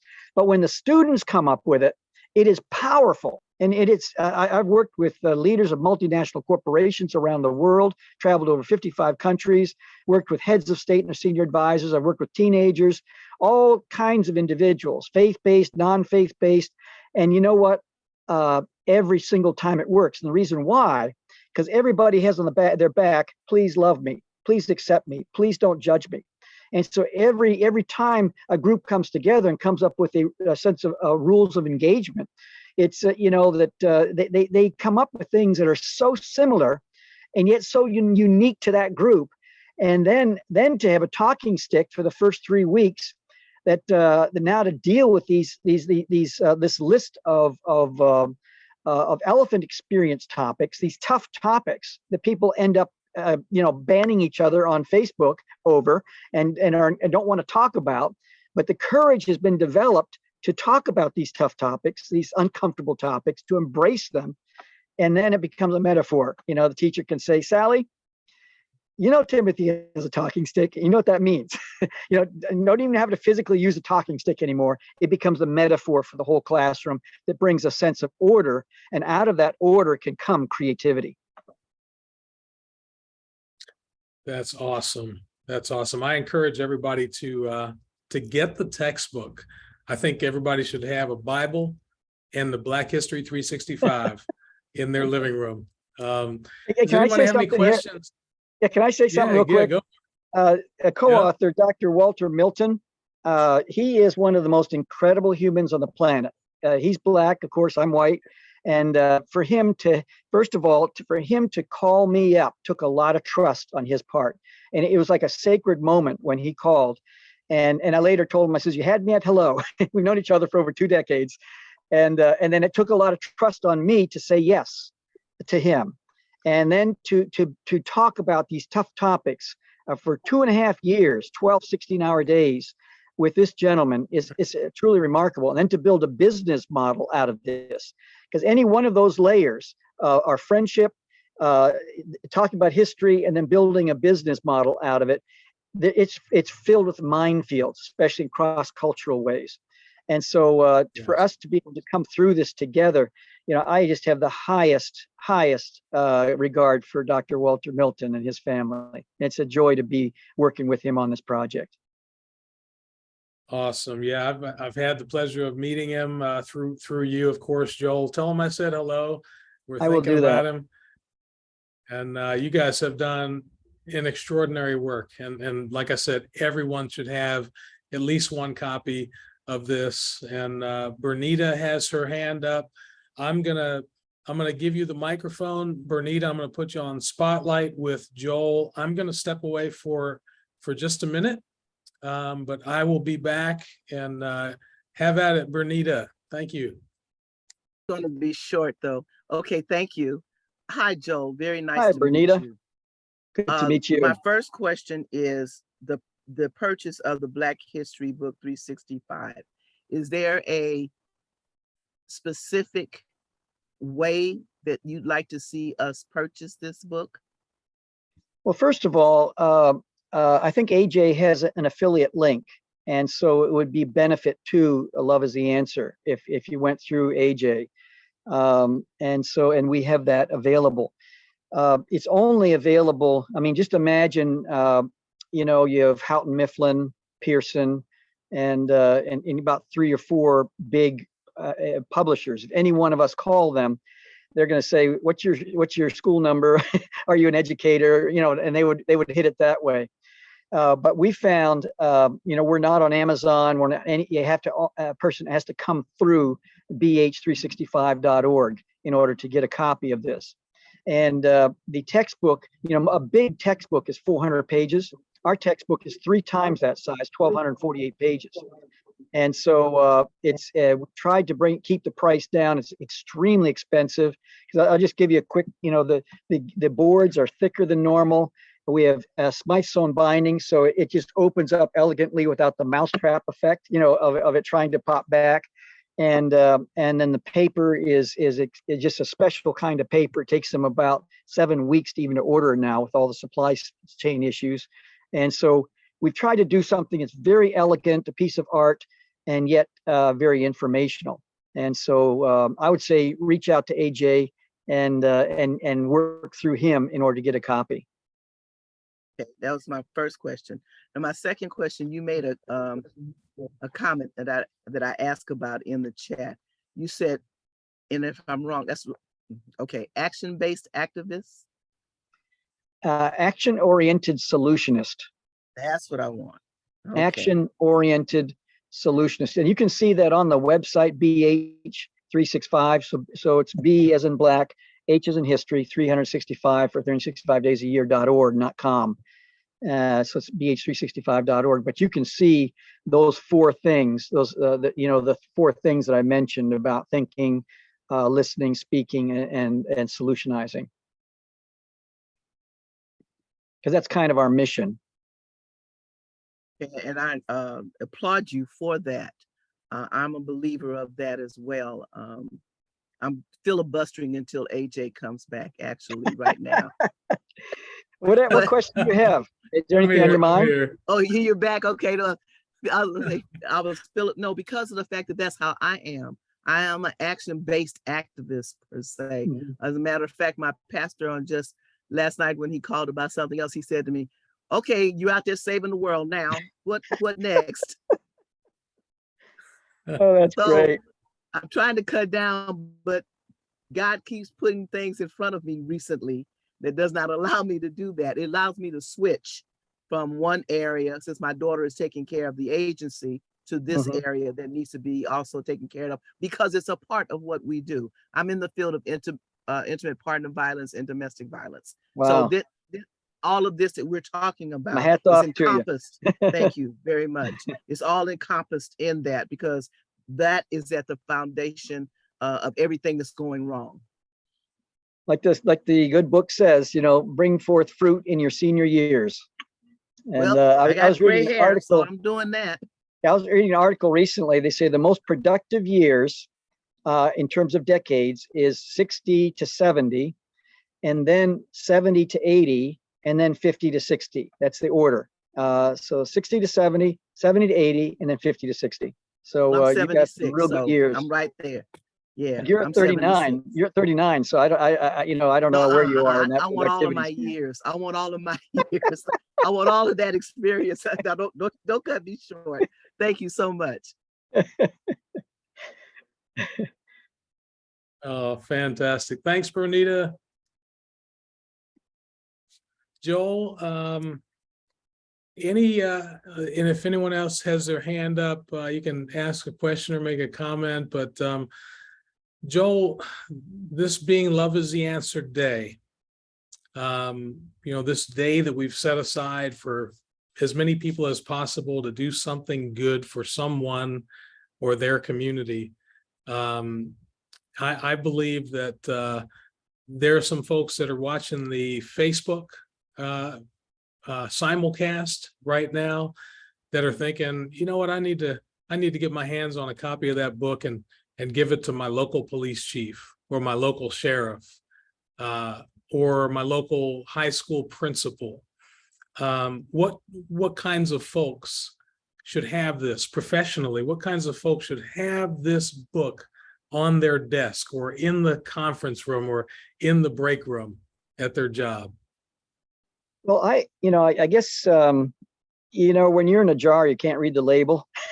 And so we've been in a jar for many years with this project. And, I'm just very excited by the process we use to get to where we are today with this K through 12 situation. So if you ask me, I'm just saying everybody, young K through 12 and beyond, kids of all ages.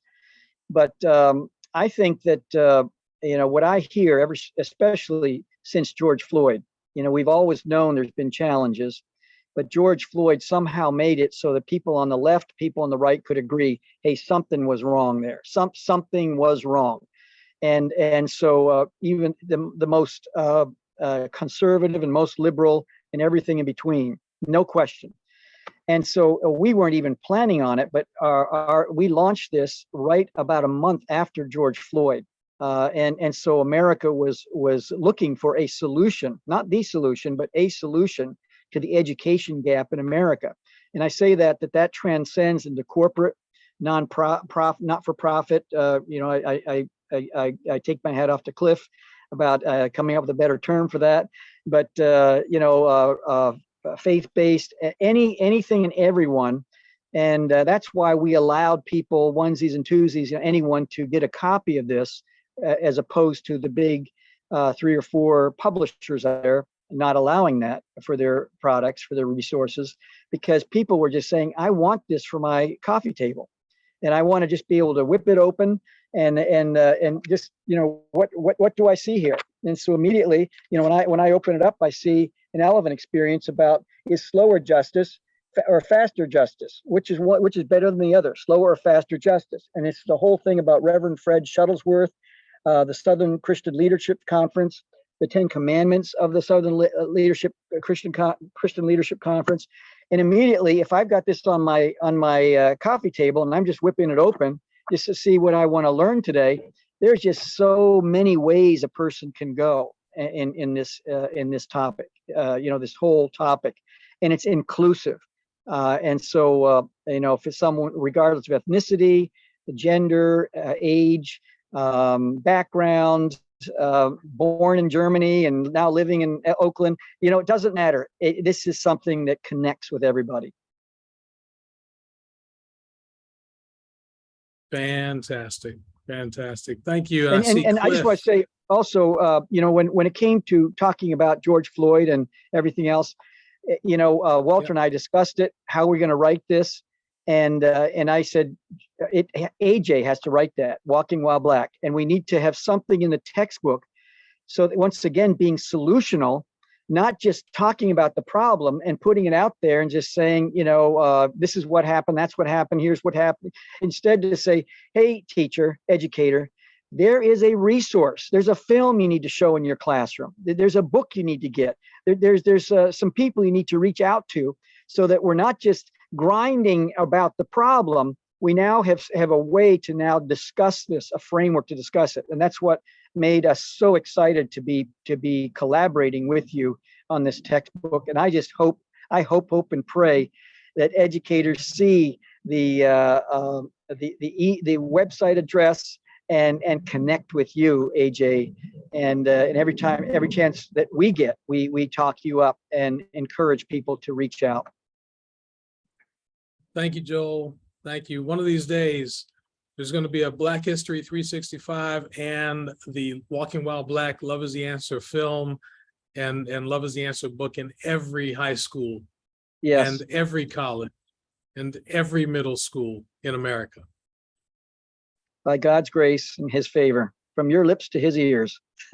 Amen. Hey, Cliff, why don't you unmute?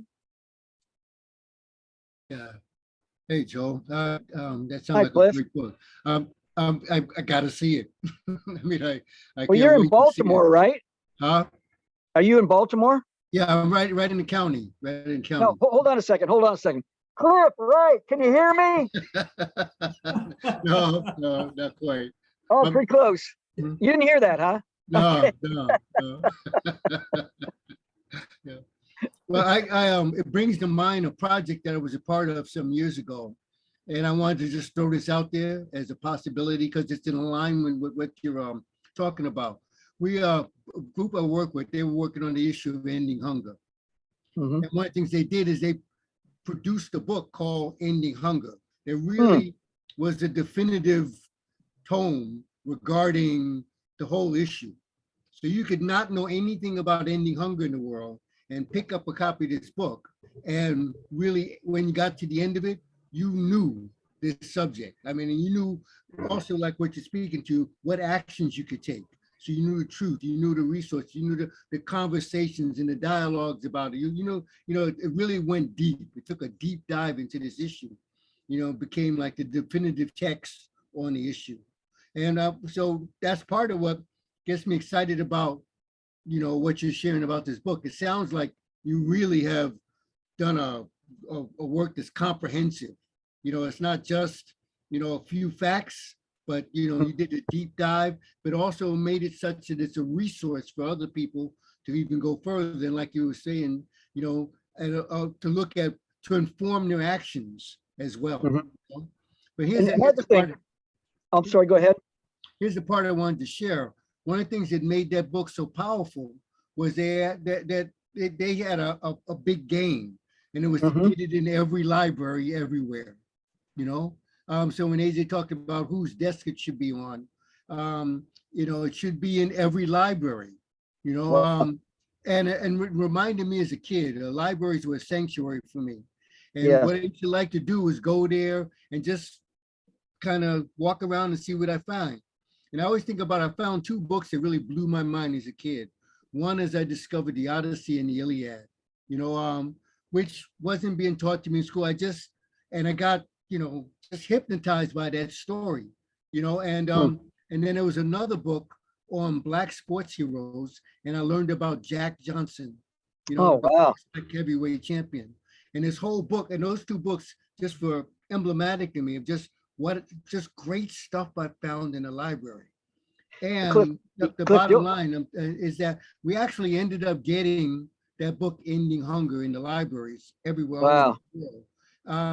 So I was throwing that out as a possibility for where a book like yours would be, as to stretch the imagination beyond just getting it in principals' hands, but in every library, so a kid like me could discover it. While they were just kind of walking around on their own, or it's there as a definitive text that a librarian could tell somebody, oh, you want to know about that issue? There's this book here, and it's on the shelf over there. You know what I mean? So let me Well, Cliff, two things, two responses, if I may. First of all, in my collection, I have a disc, 78 RPM. It's the only one in the world with Jack Johnson describing a blow-by-blow description of the 5th to the 15th round of the July 4th fight of the century in Reno, Nevada. And it's 4 minutes and 10 seconds, and created a video about it. And it's just to hear his voice. You know, I hear other videos where they have, you know, someone, yeah, Jack Johnson's talking. And I said, no, that's not Jack Johnson's voice. I know Jack Johnson's voice. So that's part of the textbook, is when someone comes to that spot about Jack Johnson, they go to a website, go to a Vimeo channel, and they have to put in their the code, and they can actually hear his voice. Wow, and that's that's awesome. especially for our students. And the second thing is that we have 41 songs, one song per chapter throughout the entire textbook. So you think from ancient Africa to modern times, it provides an anthology of history, of American history. And it's already, these songs have been done by a gentleman by the name of K.O., who is a Grammy-nominated producer. He produced a whole lot of Jay-Z's and Snoop Dogg's and Pharrell's albums, over 33 million albums. And he did all of the songs, he and his team, and it's already hit #1 downloads in iTunes. And most everyone who listens to it has said that this could become the next Hamilton on Broadway. It's that good. Wow. And so we're right now talking with one of the Broadway hits right now is about the Temptations.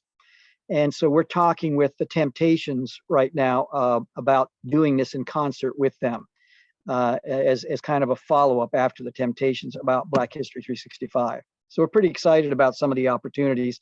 And there's I know of one school where they are actually their whole senior year, they're parsing every word of the lyrics, because the lyrics come from each chapter, inspired by each chapter, and they're parsing every word, and that's how they're studying the entire panoramic view of history through the lyrics of the songs. Wow.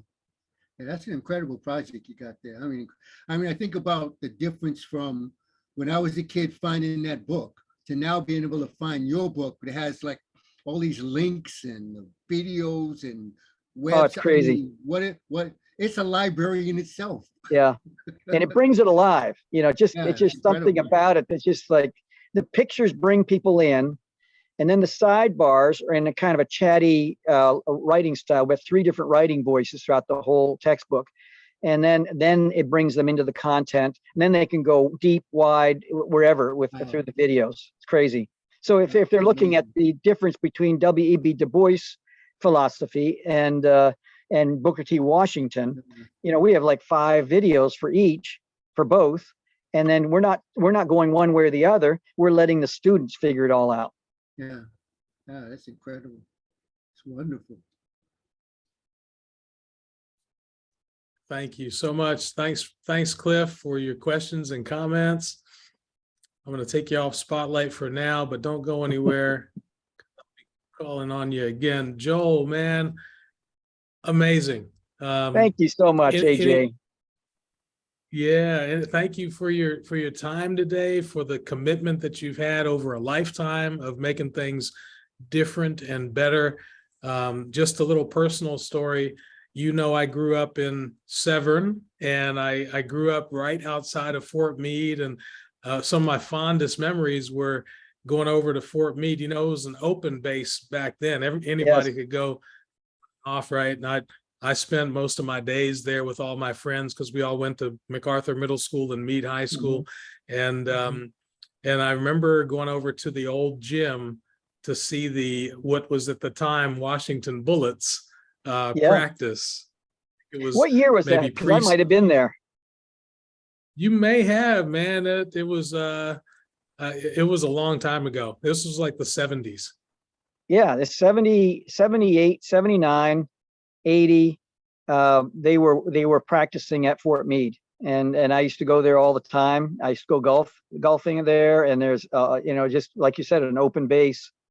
But that's where we went, and then we'd eat lunch at the Colony 6, right near National Security Agency. Oh yeah, The whole team would pile in there because one of the owners, the Bullets, owned that, and then he sold it out. And now it's the National Cryptologic Museum.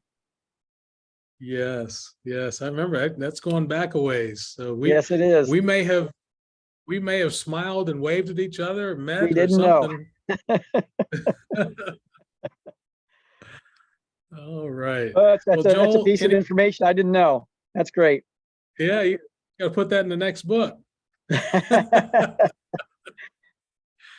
Any parting words? I just want to thank everyone who's watching and being a part of this. And thank you for your commitment, Randy, Pia, Rebecca, Bernita, Cliff, and I'm sure I'm missing folks here, but each one, Adina, is it Bill, Nelson, D, Damien, and more. But I just want to thank each one of you for just loving Love is the Answer and being a part. And I know that each one of you has your own group of people that you're working with. It's a force multiplier, and God bless each one of you. I wish I could stay around.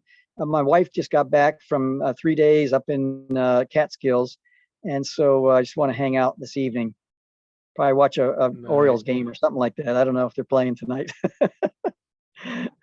Awesome. Well, tell her we said hello. We love both of you. You keep up the good work. And before you go, if you have just a second to hang on while I bring Dina on, because Dina, I believe, is going to show off some of the work that they've done in Monroe County, New York for Love is the Answer Day. I don't want you to miss it. So just hang on for a second so you can see. I'm going to put Dina on Spotlight here. And Joel, thank you, man. I'm going to take you off Spotlight. I appreciate you, brother. Bye, everyone. Hi, Dina. Hi, thank you. I'll put myself on mute now. Okay. Hey, Dina. You hear me? Yeah, we can hear you. How are you? I am doing good, AJ Ali. Thank you so much for having us all the way from Rochester, New York. So upstate with our first mural. We had some hiccups, but we got through those hiccups and we prevailed in the 9th hour, and we're just so grateful for this project. And so I'll walk you around. So I'm sorry, I was gonna have somebody else hold it for me while I did it, but I don't think you can hear me. So I'm gonna show you all the murals.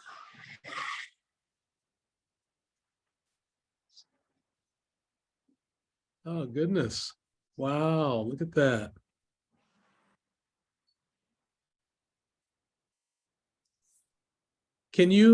Is it possible for you to turn the phone sideways so we can see more of the, there we go. Oh, wow, nice. Yeah. So we still have more work to do, obviously.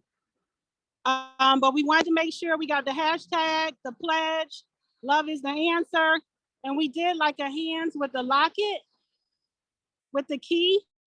So everyone can know about healing and love is the answer. And we actually had a different artist kind of like late in the game, but he did it in 2 days. So we were so thankful and grateful and didn't give up hope with this initiative, because this initiative is true and dear to all of us and so needed in Rochester, New York. And the reason why it's needed in Rochester, New York, specifically because we're small and we're upstate, our crime, we're at 59 homicides right now. So we know we need love. We actually had a police officer, I think 2 police incidents this year. So we know we needed peace, we needed love, and we needed healing during this time. So we're very grateful and thankful for being able to be a part of this initiative. We actually got a grant through Rochester Area Foundation to help us fund for our paint, for our resources. We actually work with Miss Barbara Simmons, who I know is an ambassador to AJ, who was just powerful to work with. Our Sheriff's Department, Monroe County Sheriff's Department, the City of Rochester, who actually gave us a proclamation today. So Oh, beautiful. yeah, we held the ceremony. They gave us a proclamation. We had like 5 or 6 officers at the ceremony, some community members. We had the commissioner of the Department of Recreation. So it was pretty powerful, and really, really grateful to be a part of this. We tried this initiative last year. Unfortunately, we didn't make it. So this year we had the opportunity to make it. So very, very thankful. Can you still That hear is me? awesome. Okay. Yeah, so we can hear you. That's great. That's wonderful. Hold that proclamation up one more time, if you don't mind. Oh yes, can you maybe hold the phone sideways? Yeah. Can you? Oh, yes. No. Go back the other way. Sorry. Yep. There we go. We can see it. Wow. Oh, And that's great. Yeah. While you're reading it, I will let you know we actually had the precursor to today, which is Walking While Black, Love is the Answer documentary. And we had 2 of our city police and about 5 of our Monroe County sheriffs, in addition to some community members and some healthcare people that were able to watch the film. Much robust conversation, and looking forward to holding a forum. Actually, me and Dr. Jones will be reaching out to you, AJ, to figure out how we hold this forum and make sure that we have the right parties here, and specifically our youth, right? Our youth, everyone in bridging the gaps with our police and building trust in our community. So. Beautiful, beautiful. Well, I can continue. I'm applauding you right now. Y'all have done some amazing work up there. We're so proud of you. We're so happy about our partnership with the Monroe County Sheriff's Office and NAAA HR up there with Talithia Best. Yes. Oh God, yes. Yeah.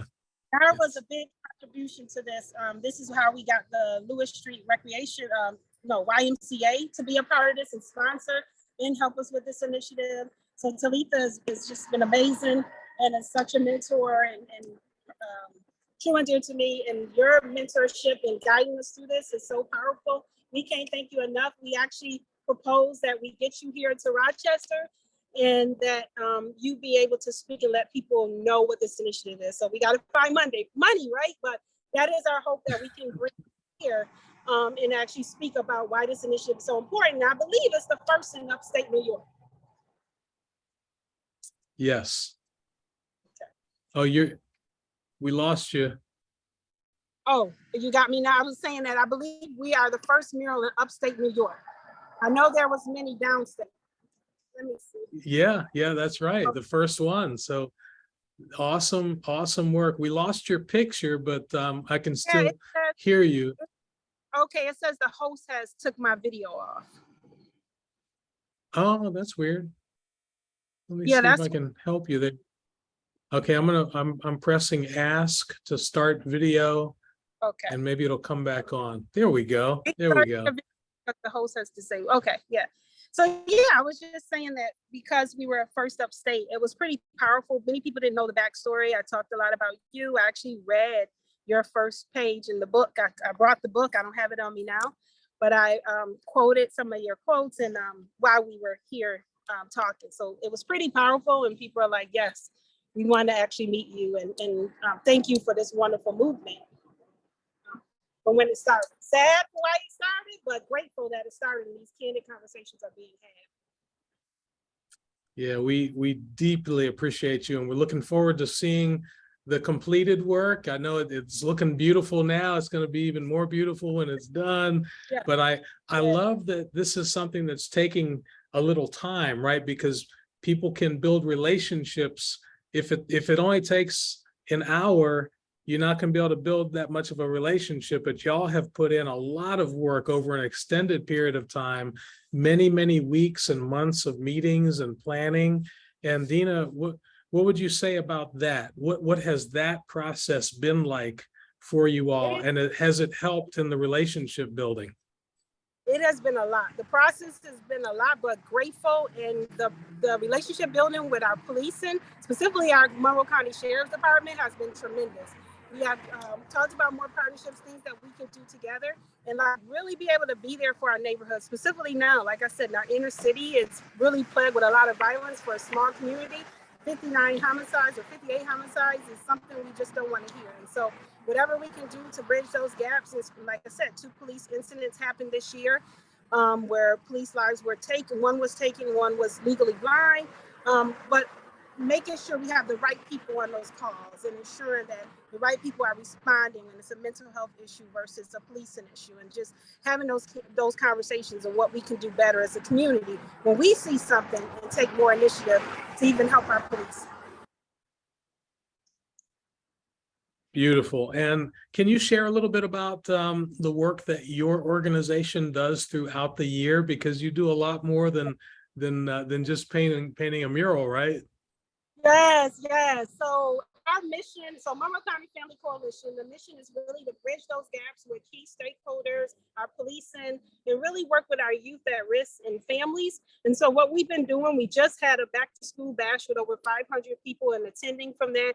We really worked with, we partnered with Family First Credit Union and so many other organizations to make sure it was robust. We gave out supplies. We got our food. We had healthy food from our grocery store, Wegmans. I'm not sure if many of you are familiar with Wegmans. And just, it was a tremendous turnout.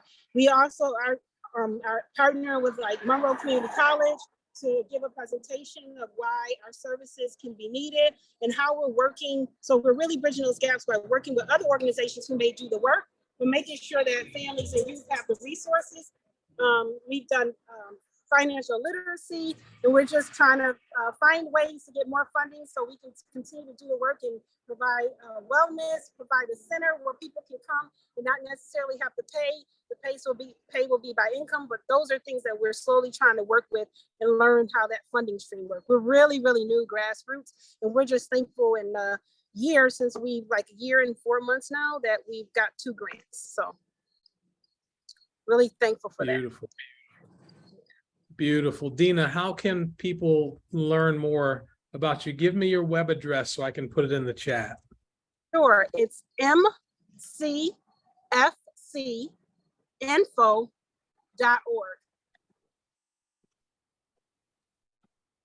mcfcinfo.org. Correct. Beautiful. I just put that in the chat. Yeah. And encouraging folks to go check that out, mcfcinfo.org.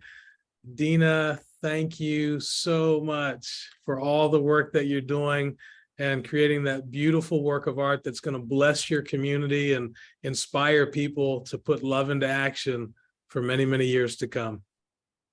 Thank you. Thank you so much, and appreciate you, and we'll be in touch. All righty. Take care. You don't have to go. You don't have to leave. You can stick around as long as you like, but I appreciate you. And I know you might have to run. I know you're busy, but thank you. And does anyone have any questions for Dina before she wraps up? If you want to raise your hand or just pop in. I think we might be good. Okay. Thank you, Dina. Thank you.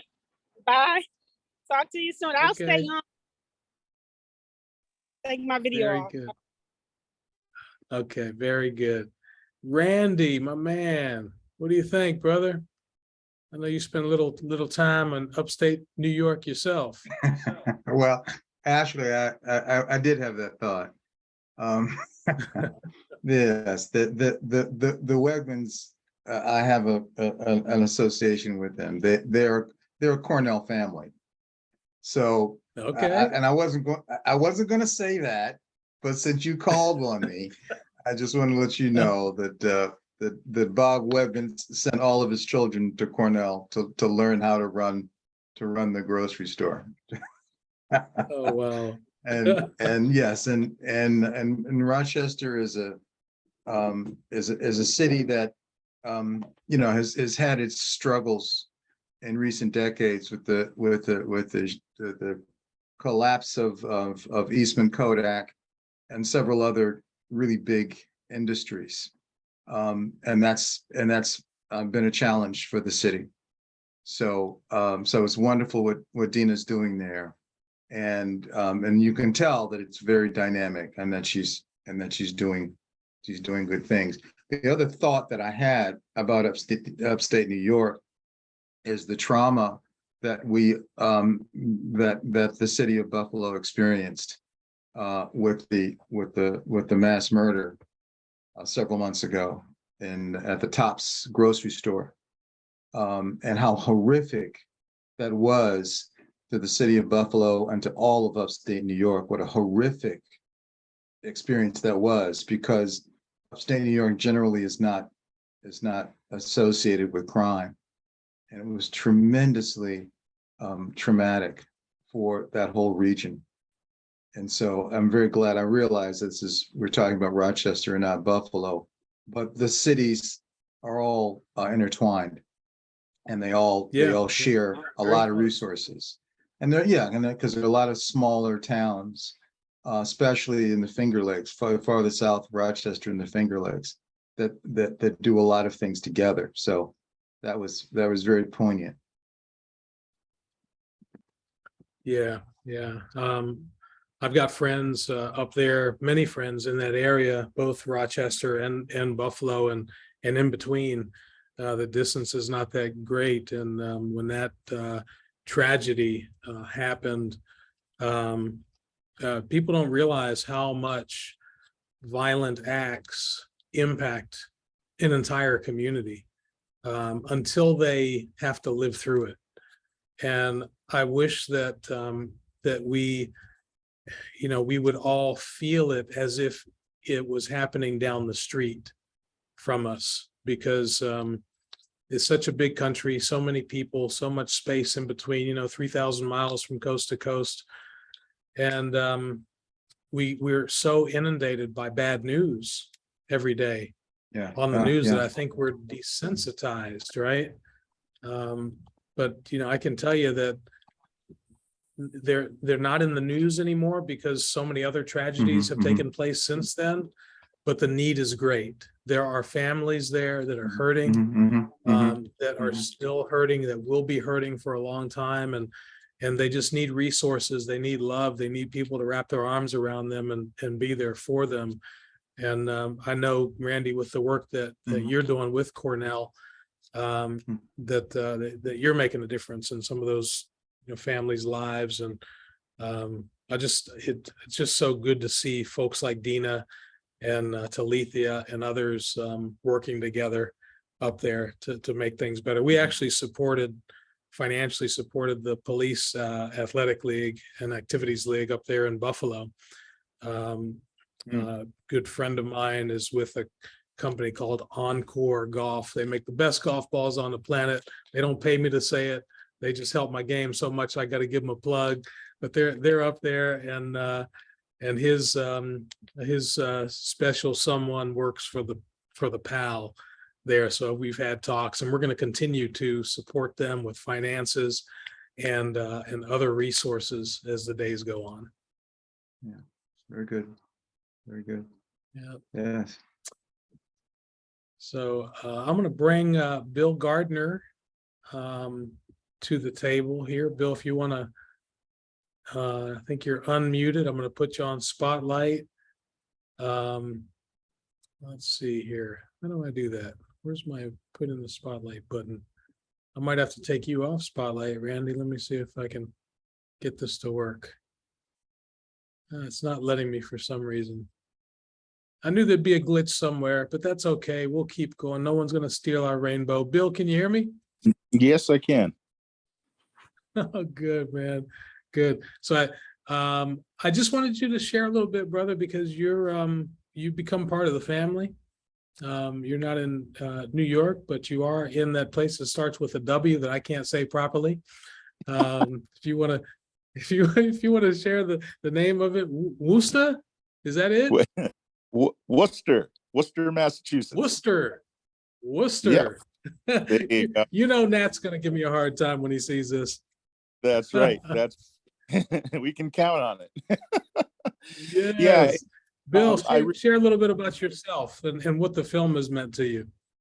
Yeah. So I'm a retired police officer, a retired Black police officer from here in the city of Worcester. And I've got my own personal, issues with that department because I was treated very poorly for 10 years because I refused to, as I call it, step on people's necks. And so I had to leave the department, and am suffering from some pretty good depression and anxiety because of it. But since being introduced to you and to Walking While Black, I've already seen the movie about 3 or 4 times now, and have read the book from cover to cover. And like I've told you before, I don't think I've put as many notes and highlights and underlines in a book ever. All the underlines I've ever made in my life, I've like quadrupled it with this one book. So there are just so many nuggets in this love is the answer concept, and in the messages that have come with the movie Walking While Black. And I'm convinced that it is going to be a model that will change the culture and relationships of police departments, especially with our Black and Brown communities. And the people that I've reached out to here in Worcester and have either, had come to an event and watched the movie or have just engaged in conversation, the ones who get it, just multiple meetings every week with these people. And we're slowly but surely, I'm being introduced to new folks in the city that will be, either youth workers or other community people that would love to be able to get their organizations involved. So I'm just really looking forward to putting Walking While Black, Love is the Answer on the map here in central Massachusetts. That's awesome, brother. Thank you so much. It's been a joy to get to know you and to work with you in that area. I'm looking forward to great things happening. And I can appreciate, where you're at with, just having to deal with challenges with depression and other things. I deal with that as well. I have a mental health therapist that I see every other week. Sometimes it's weekly, depending on how things are going. This work that we're doing is not easy. And the whole issue of race in America and violence in America is beyond troubling. It's debilitating. And especially, I hope we got it right with the film where we tried to show what police go through, especially what Black police officers go through, having to not only deal with the horrors of the job, but also the racism and oppression that they're oftentimes under in their departments, and then in the community having people turn their back on them as well. I have such deep respect for you and Bernita and others in the profession who have done it, who did it honorably, who gave so much. Y'all gave so much of yourselves, even when people weren't there for you. And I want to thank you for that. And Bill, I look forward to the things that we're going to be doing together in the future. Yep, no doubt. No, I appreciate that. Thank you very much, and you're very welcome. And I'm looking forward to working with you and Randy and Nat and everyone else, and just making a pot. I really I can't tell you enough how much I feel that if we get enough people to watch this and check it out and understand it, that we are going to make some positive change in culture that just does not seem to want to change so strongly. So thank you very much. Yeah, appreciate that. I'm gonna share my screen again one more time because I want y'all to see, let's see here. I want y'all to see the pledge. We shared the pledge during the film. We've talked about it. The kids from Bensalem, the Owls, they took the pledge in their video. And if you're watching this, what this day is all about is putting love into action. And when we say love, we don't talk about the warm and squishy feeling that can come and go. We're talking about the action steps that if you put these steps into practice, into action in your life every day with every person that you meet, I can guarantee you, I will guarantee you that your life will get better and that your community will improve as well, that you'll have more joy, and the kind of joy that can't be stolen from you because of a bad moment, right? But if you put these 4 things into action, your life will change. It did for me. I know that personally. I don't tell anybody to do something I haven't done. And I'm going to read this pledge, and I invite you to read it with me in your own space and time. But I'm asking you to take this pledge and join us, not only on Love is the Answer Day, but every single day, and accept that challenge, and then let us know what happens, the good things that come out of it. So here we go. I pledge to learn about the people in my community, to unconditionally open my heart to their needs as if they were all immediate family members, to volunteer to be part of the solution in their lives during both good and challenging times, and to empower everyone I meet to do the same as if our lives depended on each other. I can't tell you how many times I've seen in the news where someone who looks like me saved the life of someone who does not look like me.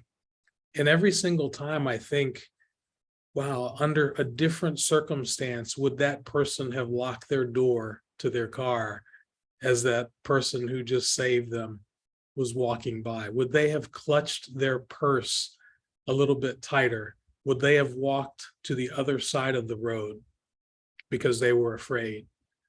We need to allow ourselves to let our guards down just a little bit, folks, and experience the joys of life that can come from loving our neighbor. You know, I'm going to get biblical on you for a second. I won't do much of it. I'm not going to preach to you, but I will say this. There's really one command in the Bible.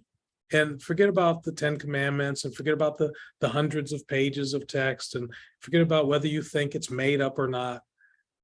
There's something in there that's vital, and it's repeated over and over and over and over again.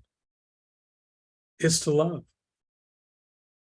It's as simple as that. Those 4 letters: to love someone, to learn how to love yourself and forgive yourself, and to learn how to forgive and love others. If we can do that, everything will change. And so what we're all about is teaching people how to love themselves and forgive themselves, teaching people how to forgive others and love on them. None of this would exist if I had kept that anger and frustration with me, with the feeling of being stopped on the side of a road in my own community. If I had hated those officers forever, if I had just wished ill will on them. I did that. I did that for 2.5 years. And for 2.5 years, from 2012 until September 25th of 2014, I was miserable. It didn't help me one bit to hate them because of what they did to me. It didn't help me one bit to just every second want to see them get fired and wish ill will on them. It didn't do me one bit of good to be anxious and to stop doing the things that I loved. I stopped walking. I stopped golfing. I even stopped driving. Couldn't get behind the wheel of a car because of the anxiety that just overtook me. So when I decided to take my life back, I made God a promise. And the way that I took my life back was I decided I was going to go on a trip, and I drove through 48 states, and I played golf in all 50 states. I flew to Alaska and Hawaii. I spent 101 days on the road, and it was kind of a challenge. I like challenges. And I challenged God. And I said, look, if you can get me from Florida to Hawaii without experiencing another dreadful incident with police because of the color of my skin, then I'm going to do something. I don't know what, but you're going to tell me. And I made it through. I actually got followed twice by police. They followed me for miles, and then pulled off. Didn't stop me, just drove off. And one of those times I had the police followed me. I pulled into a gas station. I stayed there for 20 minutes. And then they had a little shop there, and I ordered a burrito, and I stayed there for another 20 minutes. And then when I got back into this was a little podunk gas station in the middle of nowhere that had the best burrito in the world. I can't even tell you where it was. It was so remote. I got back on the road, and that officer was just up the road. And as soon as I passed him, he turned back and followed me again. He had been waiting for me. And I started to pray. This was late at night, middle of nowhere. And I was afraid that I wasn't going to make it. I wasn't going to make it on this journey. And I just prayed. And he followed me and followed me and followed me and finally pulled alongside me and then just sped off. And I got to believe that God's hand was on that moment and on me. And I wound up making it to Hawaii. And I was on the beach in the water, Kailua Beach, my favorite place. And I felt the trade winds, and I could still smell the air. And it's just like I'm there right now. And I felt in my spirit the Lord say, if you want to see anything change, you've got to do it with love. You got to let all that fear and anxiety and hate go. And I promise you everything will change. And for me, everything did change. And from that moment on, from September 25th, 2014 until this day, I've done my best to live out the Love is the Answer principles. That's why the film is about solutions. That's why the book is about solutions. That's why the Love is the Answer movement is making a difference. And I encourage you to join us. Take that pledge. Join us. Check us out at trylovenow.com. You'll see the beautiful website that Pia Civiletti is building there. She's our webmaster and an associate producer on the film.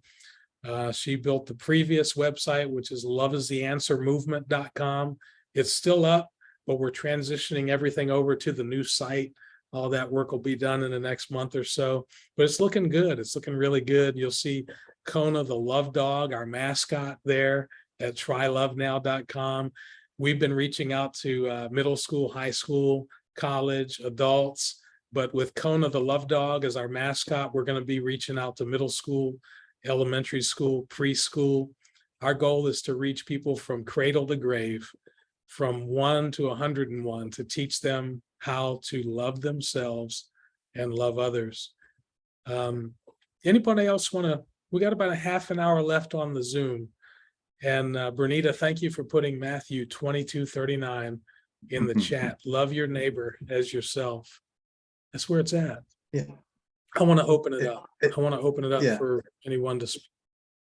Well, AJ, I just, for those folks who haven't known you as long as I have, I do want to talk about that time, just for a few minutes.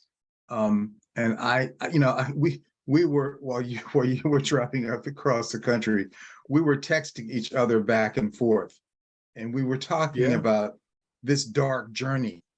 And because I was going through a hellish time, I was trying to hold on to the family farm. I was literally millions of dollars in debt. I had 2 kids in Ivy League schools, and I didn't know how I was going to pay for it. So we were going through this really difficult time, and it was hard, man. It was hard. And I remember you're trying to figure out how we, and folks, for those of you who don't know, it's not like AJ had a whole lot of money to go across the country. He didn't. Right. And we were almost daily trying to figure out how to raise money to get him to the next state. And if there was ever a time for faith, that was it. And it was hard for everybody involved. It was hard for all of us, because we were all going through our own struggles. And I want to tell you, man, that, you know, and it was, I mean, it was truly relying on the kindness of strangers. Because you would say, hey, man, let me tell you about what happened today.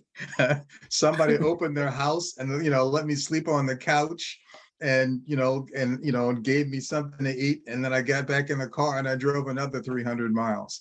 It was right. truly relying on the kindness of strangers and just people who only knew you casually. I mean, you know, if at all, you know, it's the friend of a friend of a friend. And I just remember when you finally got to Hawaii and we said, oh my God, what a relief. What a relief. It was palpable. It was that feeling. Jennifer and I said, oh, he's made it. He's made it. You know, we don't know if he's going to come back, but he's made it. So it was a journey. It was difficult. And to do it all on faith was just miraculous. It was such a difficult time for everybody. So I mean, when you talked about it, I just relived it all in my head, and it was an incredible journey, and it was a very tough time for everybody involved. So I'm glad you did it. You know, Jennifer and I were praying on you every day, hoping that you were going to be okay. It was that touch and go. So it was, you know, Cliff talked about Homer. Cliff, it was Odyssean. this journey, it was, Homer could not have scripted it better. So anyway, it was a very challenging time. Well, Randy, I'm going to share my screen again because I want people to experience the two polar opposite experiences. So everybody knows I love golf, right?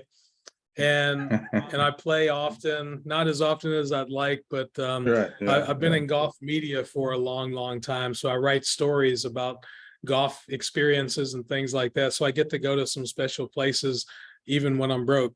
And so this trip, I wanted to play golf in every state, and I did that. And I'm one of only like 3 or 4 people that I know in my whole life that have done that. But I played in 101 days. So I was playing every other day. And some days I would play 2 golf courses in 2 different states and then drive to a 3rd state and try to find a place to stay that night with no money. I started the trip with $500 cash in my pocket and no credit cards. And I had a guy in Florida sponsor my vehicle and wrap it with this is pre Love is the Answer. I started a movement called Wellness 101, which exists to this day on social media, where I just wanted to learn about wellness and what wellness meant to people throughout America. And what I didn't realize at the time was I was really looking for help with my mental health because I was going through a lot. And so that's what happened. So I'm going to play this clip real quick. This is, I don't even know what state this is. I have to look it up. This is one of the courses. And that was one experience, right? So this is the beauty of the trip. Now I want to share one other photo with you, which is this one right here. Can you see those guys on the left and right of me? So this is the opposite end of it, where I was driving. I stopped at a Flying J truck stop, gas station place. I'm getting gas in this vehicle that had been, the gas money was crowdfunded. Right before I got there, I had no gas and no money, and somebody put some money in the GoFundMe, and I was able to fill the tank up. And as I'm putting the gas in the tank, there's like 15 to 20 motorcycles that pull up beside me. And I'm like, what the heck is going on here? And so I just made a joke. I went over to the guy that I thought was the toughest guy of them all. And I said, oh, y'all got a looks like you got a gang. I got a gang too. We play golf. So we're not as bad as you guys, but we have a lot of fun. And he laughed a little bit. He tried not to laugh, but he couldn't help it.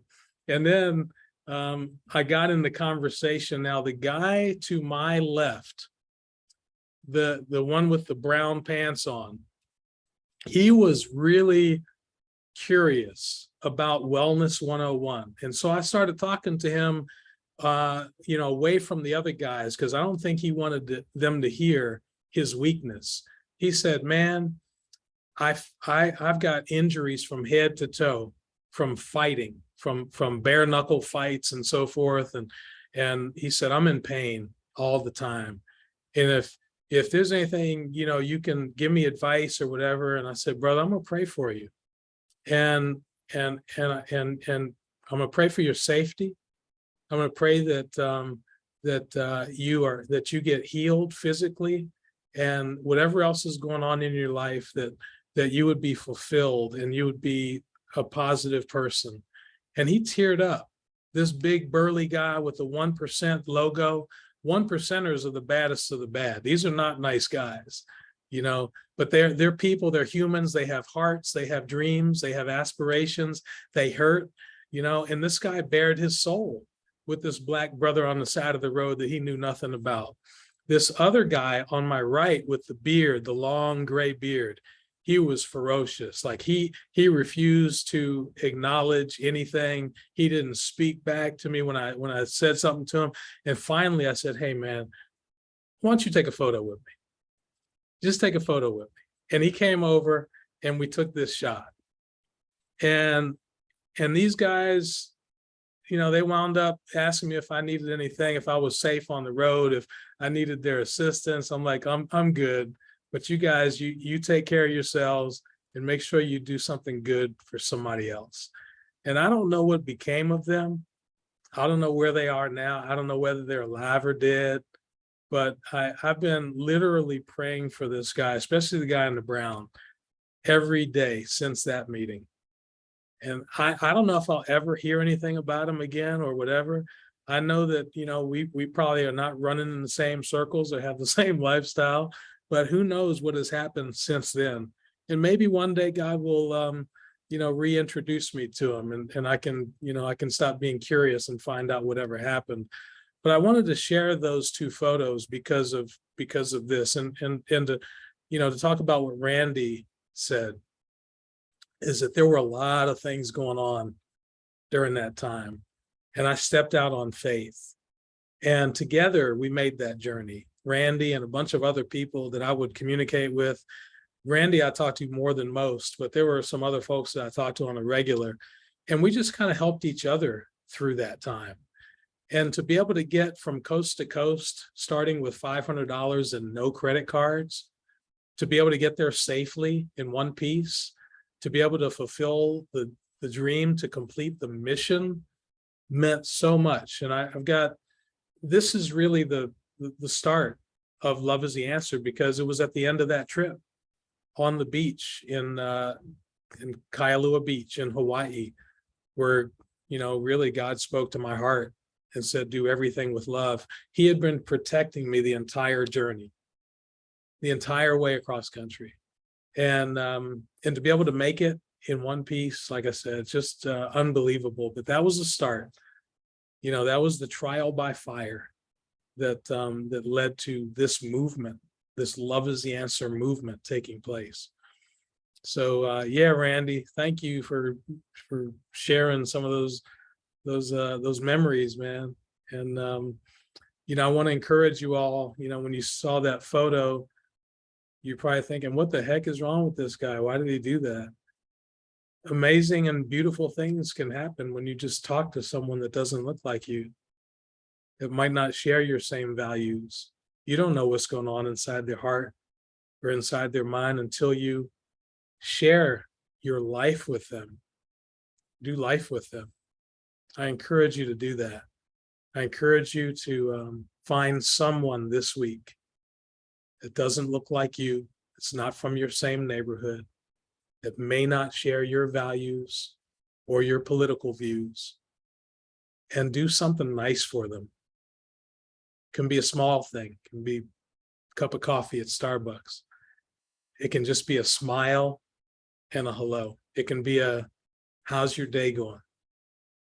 and you could change everything for them and maybe for yourself. Cliff, my Obi-Wan Black Nobi brother, Cliff has meant so much to me over the years. If you can unmute for a second.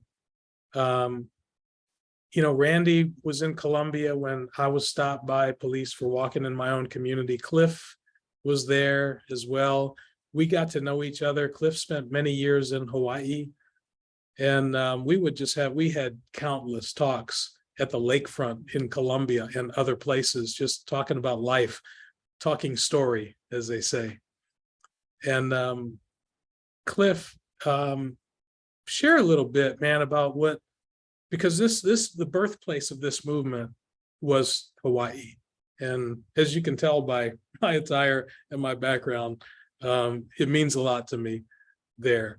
And we had a common bond that kind of drove us down this path. And you know, some of the things that you said in the film about Kintsukuroi, the way that broken pottery can be repaired and made even more beautiful than it was before. Share a little bit about the Hawaiian influence and how it's impacted your life and what aloha and ohana mean to you, and teach us a little bit about what it can mean if you take these principles into your heart and share them with the world, bro. That's a tall order, but I'll share. I'll just say this. As a kid, I, for some reason, always wanted to go to Hawaii, you know, and it started with my cousin. He won a contest on Kellogg's cornflakes box and won a car or something like that in a trip to Hawaii, you know. So I was always fascinated with it. And but I went there at a time in my life that was like crucial. I was like, you know, 19 years old, 18, 19 years old, and, you know, entering manhood and adulthood. And I was really that broken piece of pottery. I was living my life with the effect of all of the, you know, kind of tragic circumstances in my life. I was, you know, my family had broke apart. My mother and father got divorced and broke apart. My father was absent from my life as a consequence. The whole thing what was happening in the streets in New York, you know, and it's, you know, dangerous to be a young Black boy in New York when I grew up there, probably still is.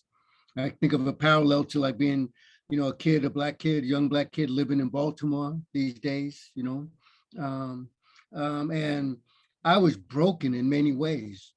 You know, I got kicked out of high school and banned from going back to high school in New York, you know, and I was really lost. And a couple of things happened, and one of which is it resulted in me ending up in Hawaii, in Honolulu. And while I was there, this healing happened. You know, that's the only word I can come up with. You know, and I was outside of that, you know, the intense black-white thing that we have on the mainland, you know, and I was really just one of many people of many hues from many cultures. And I got to experience myself that way. You know, it wasn't higher or lower, that whole hierarchy, the black-white thing was not there anymore.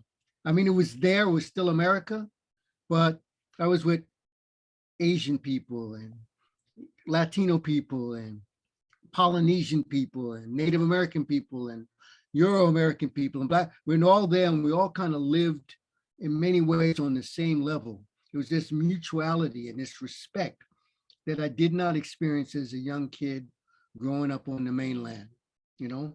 I really got this, you know, they talk about everybody puts their pants on, you know, puts their pants on the same way. That became a visceral experience for me. It wasn't just intellectual, it wasn't something I knew, but I actually experienced myself, the equality, the mutual value and respect of living amongst people who saw each other and felt that way about each other. You know, and it was still issues, it was still America, but it was like, I don't have any words to explain it really as clearly as I felt it, but I really got equality, what that means, what it felt like, you know, as a lived experience.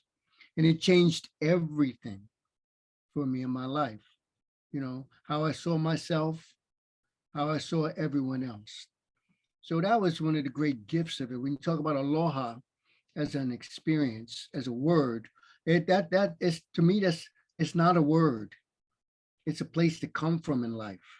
You know, it's something that's visceral and organic. So I see everybody that way. In fact, I raised my children there with the specific intention of having them be able to experience themselves as whole and complete and equal to all other human beings. And I could think of no other place I could raise them where they could have that experience. And you know what? It panned that out. I was just talking about with my daughter about that the other day.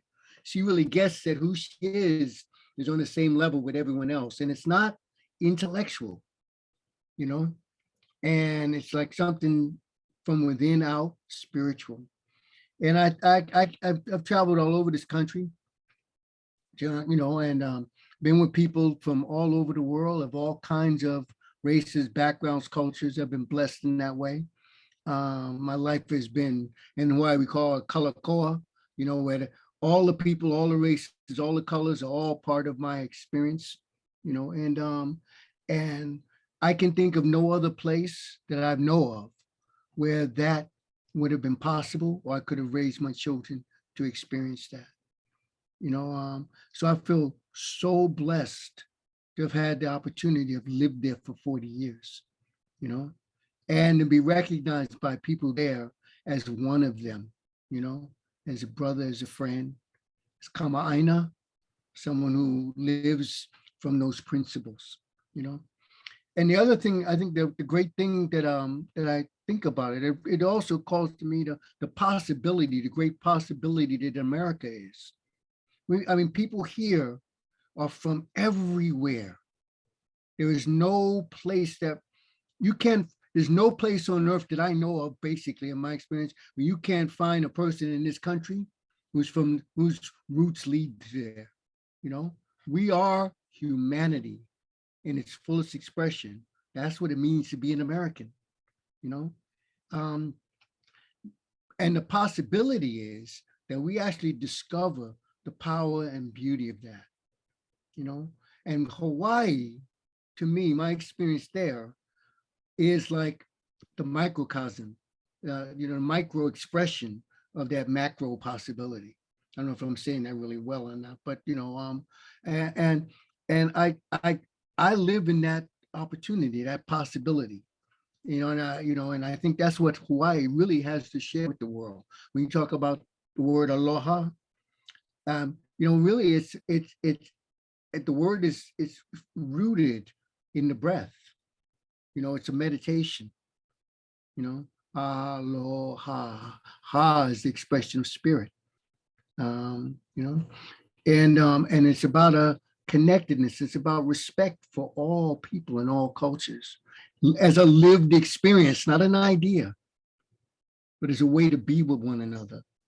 And, you know, and the difference is when I think of the mainland, I think we're like a salad bowl up here. You know, I put the lettuce and the tomatoes and the cucumbers and the garlic and all that stuff in there. And they each kind of retain their individuality and form and substance and taste and everything. And then we put a dressing over it, perhaps, you know. The difference in Hawaii is all of the things blend. It really is a melting pot. So there's places there and times there. So you can't, so many people that can't even tell what they are. You ask them, what nationality are you? What race are you? And they say, well, I'm Hawaiian, Filipino, Chinese, and Black. What do you call that? I don't know. That's what I am now. I'm Chinese Hawaiian. I'm Filipino Irish, Samoan, and Portuguese. And we celebrate that. We love to describe ourselves that way. We speak of one another with pride like that. We're on the mainland, it's a salad bowl, and people are weird about being multi-ethnic. multiracial. We don't even have words for it up here.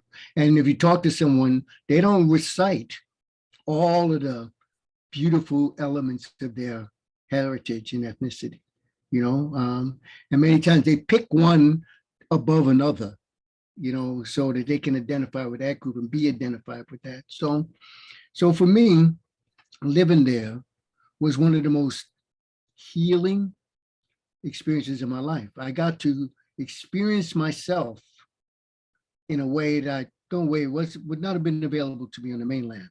And yes, I'm African American, I'm Black, but all of that, but I'm so much more than that. And I celebrate and love that part of me, but I recognize that my daddy had damn near blue eyes.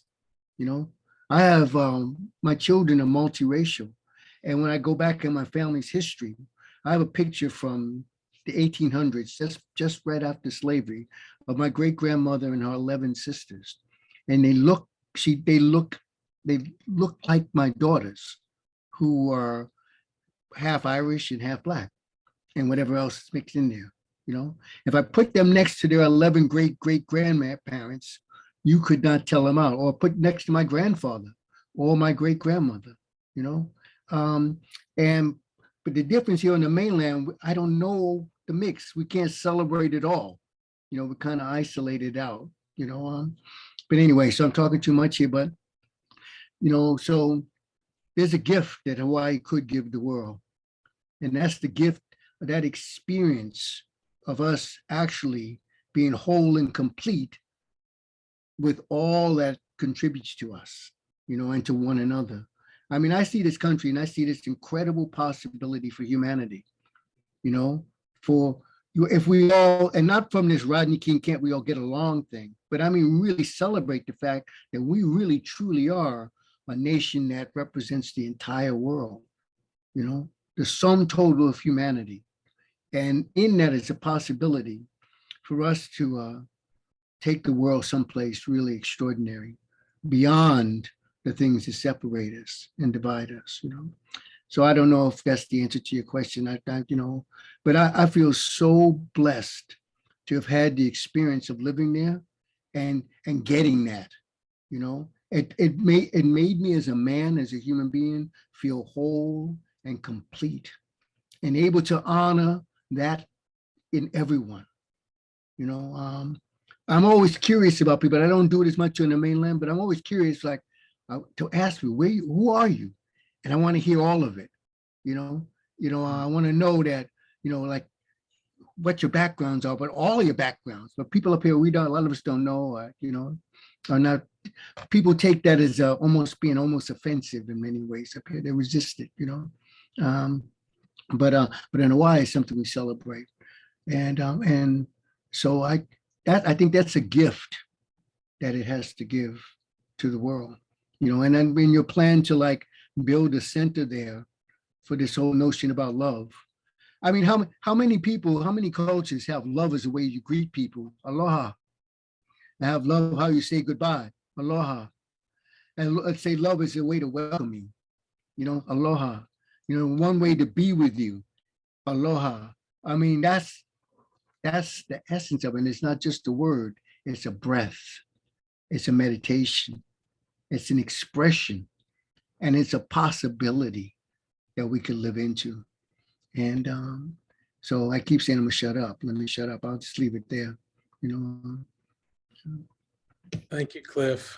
Oh man, brother, I appreciate you so much. Feelings mutual. Thank you, man. I just, none of us are, speaking of, Hawaii, none of us are an island all by ourselves. Yeah. We're grouped with other people in common community.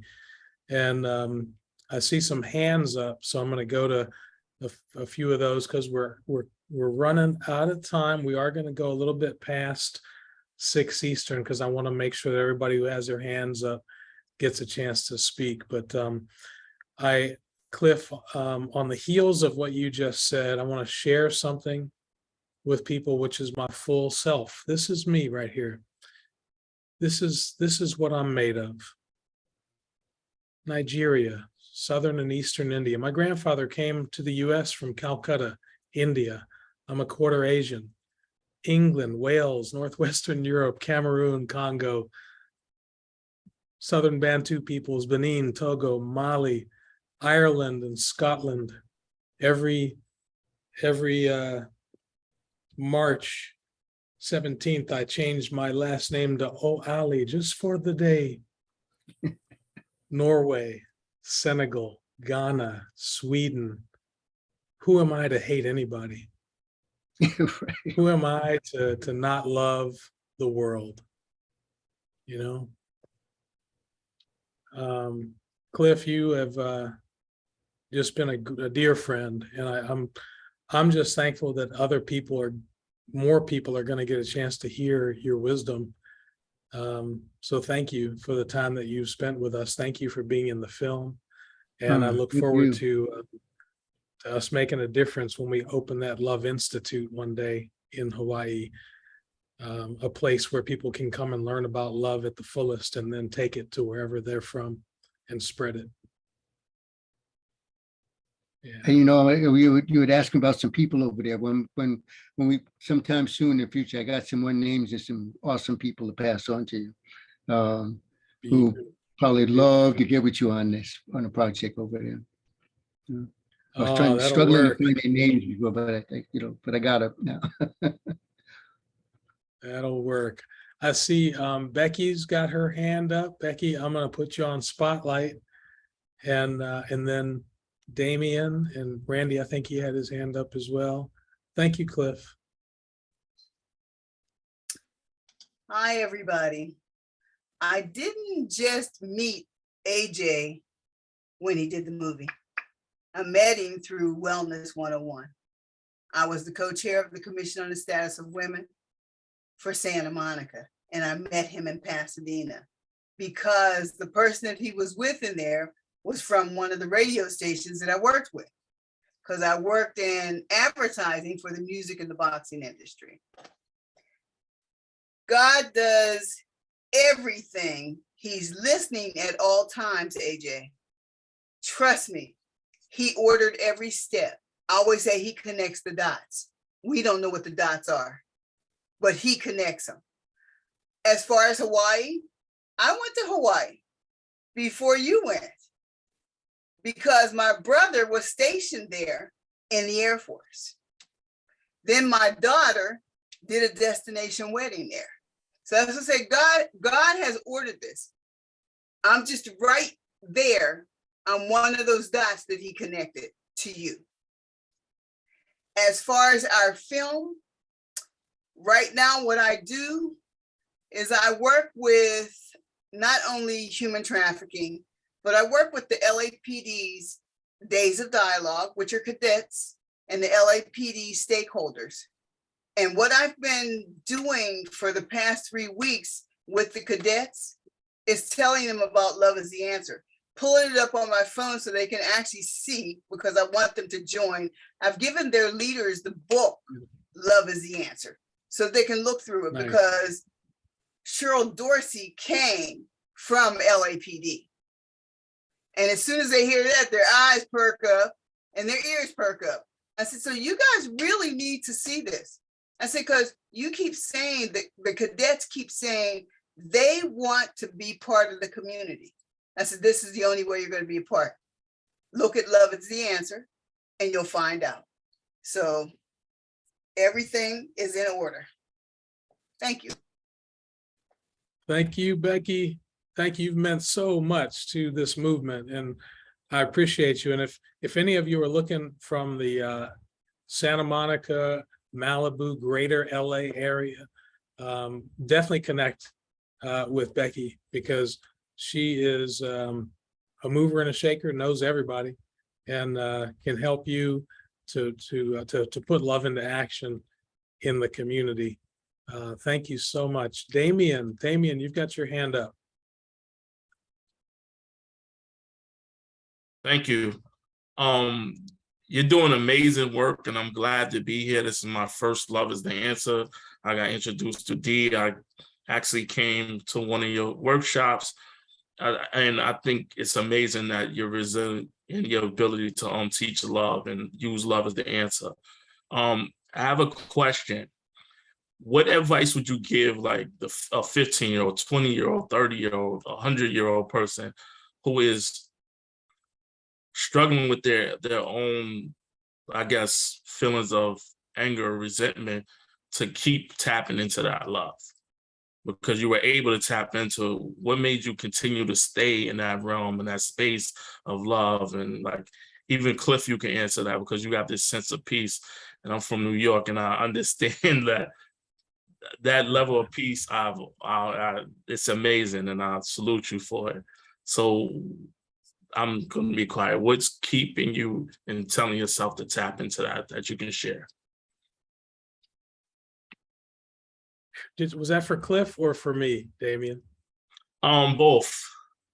Cliff, you want to go first?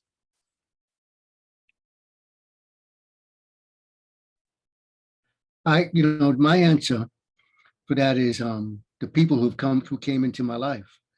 I mentioned that my dad left when I was a kid. My mom was brilliant. She realized that she couldn't teach me manhood. So she made men available to me in my life who could.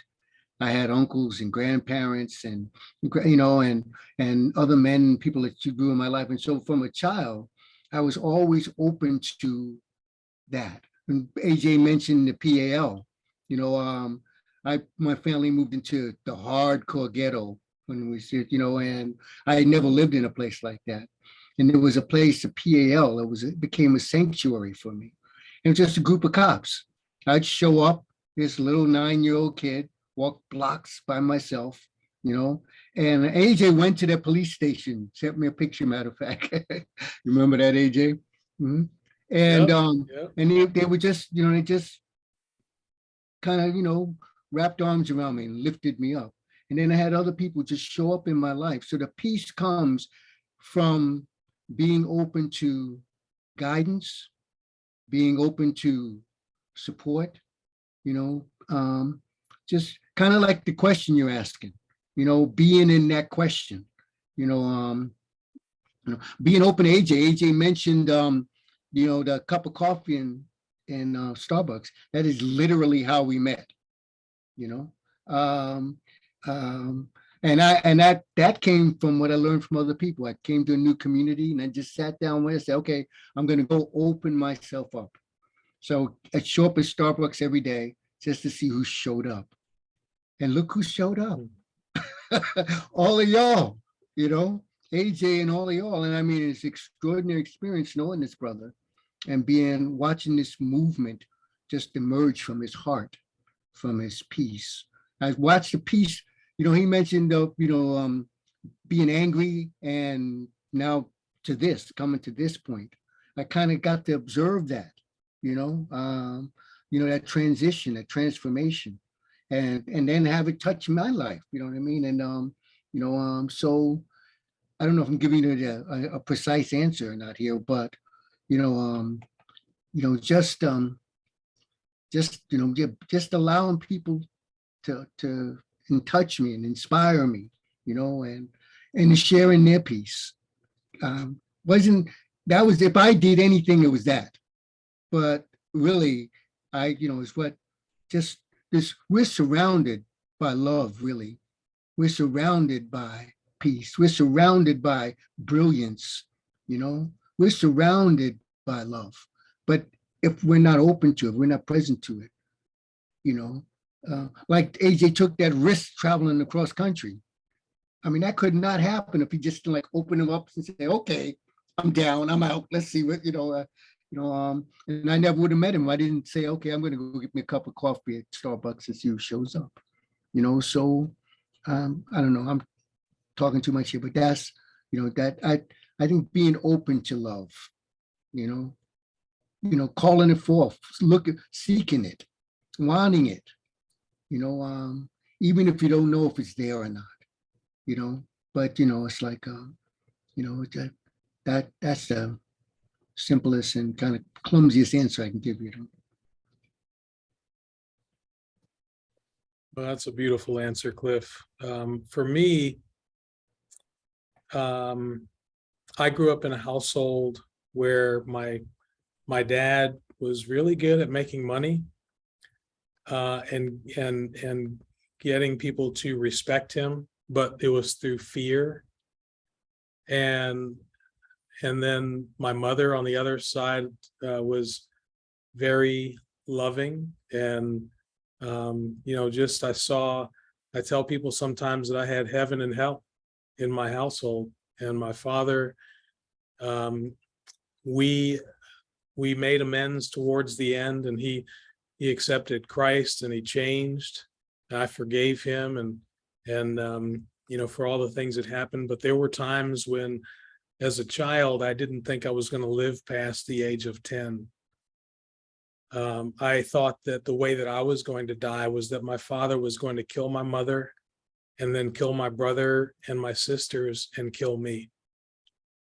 And that was my like ages 5 to 10, until my mother finally left him. But she would get beaten often, sent to the hospital. He tried to kill her several times. He even cut her brake line on her car one day. It was pure evil at times.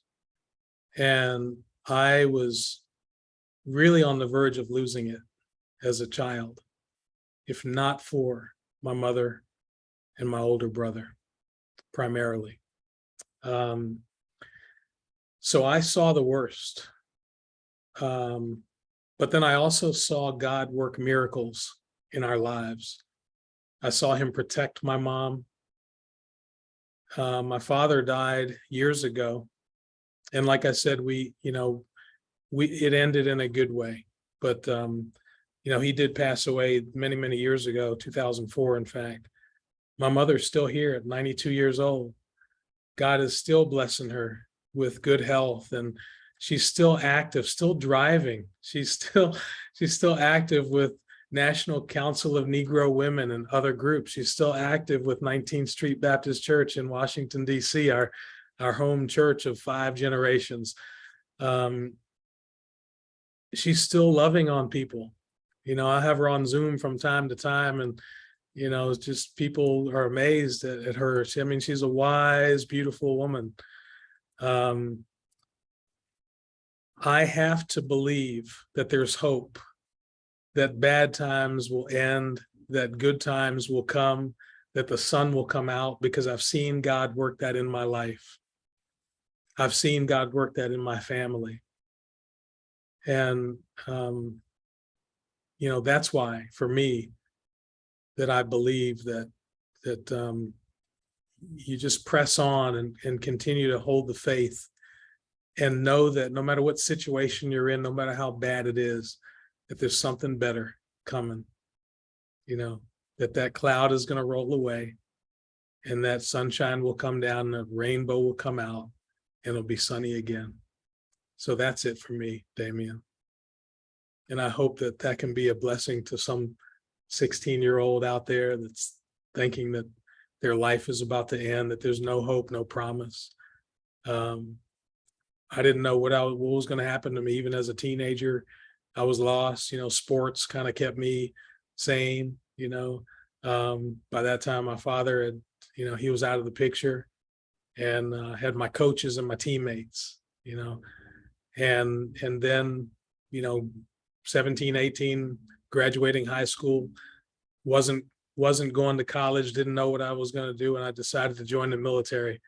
And that really made a difference for me. That taught me how to be a man. It taught me how to serve. It taught me how to continue going through the fire.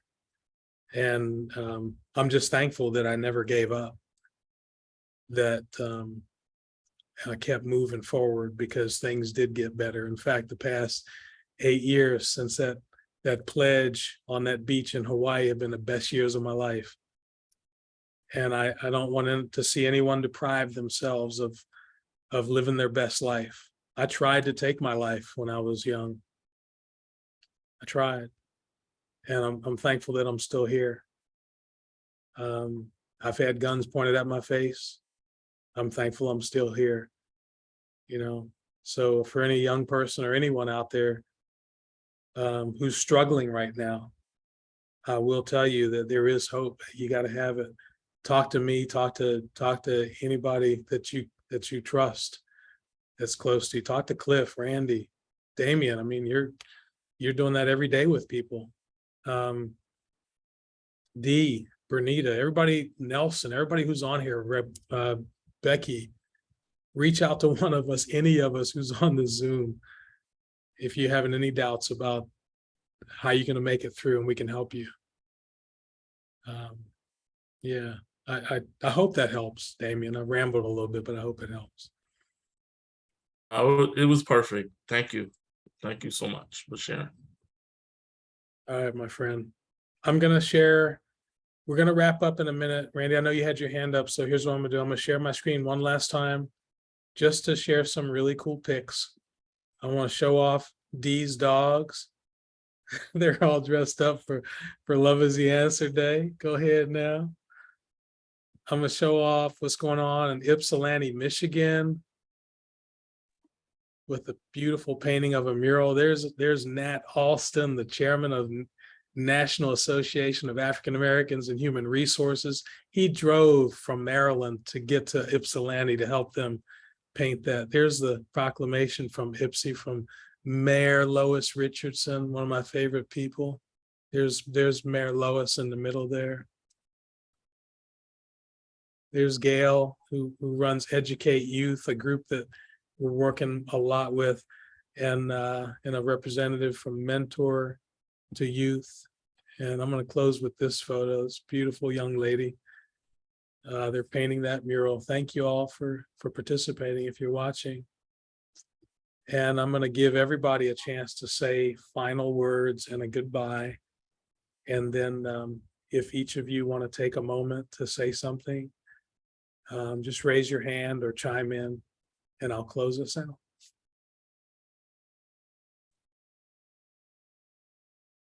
Well, AJ, I as someone who speaks, I speak in prose. I don't speak in poetry, so I can't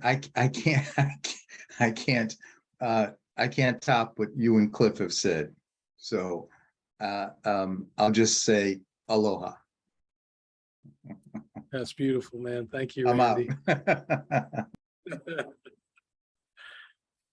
Who's next? And Pia is on camera now. I'm going to embarrass her. Pia has been with me from day one. She started with Wellness 101. And when I told her I wanted to make a film about what police are doing to Black people, she's like, count me in. What do I need to do? And so she's an associate producer. She's also our webmaster and just one of our key people on our team. And Pia has literally been with me since day one, and has just been a blessing to all of us. She's kind of behind the scenes most of the time, but Pia, thank you so much for everything, for your friendship, for your wisdom, for your gifts, for sharing yourself. Pia is a great webmaster, marketer, and consultant, so much more. So if any of you, she has her own business as well, and if any of you need any help in those areas, reach out to her. She's just one of the most amazing people on the planet I've ever worked with, and just want to thank you. I don't know if you want to say anything, but I just wanted to shine that spotlight on you. Yeah, I appreciate AJ, and it's always great to be involved in any of AJ's projects, because I started out doing the Wellness 101 with him, and it just evolved over the years.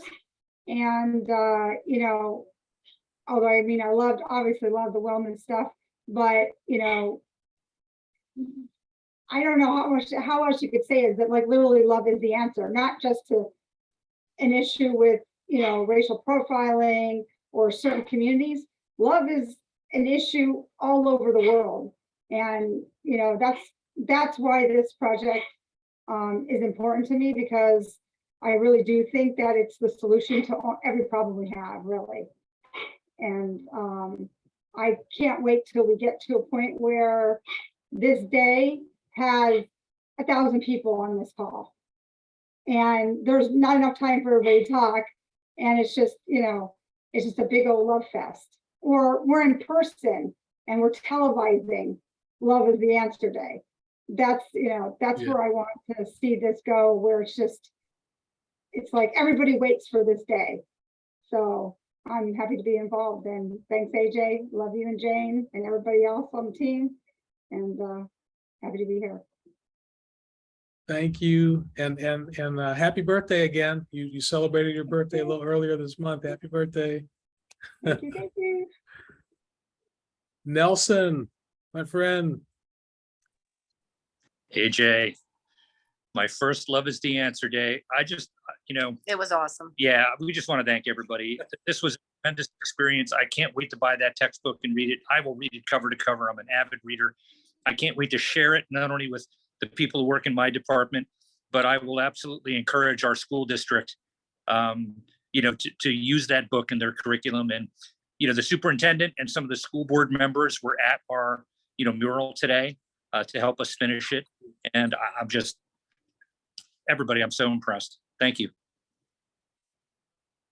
Thank you again. Keep up the good work there. We're counting on you. We really appreciate you. And, I know what kind of a year you've had, and it's so good to see you here, brother. So good to see you.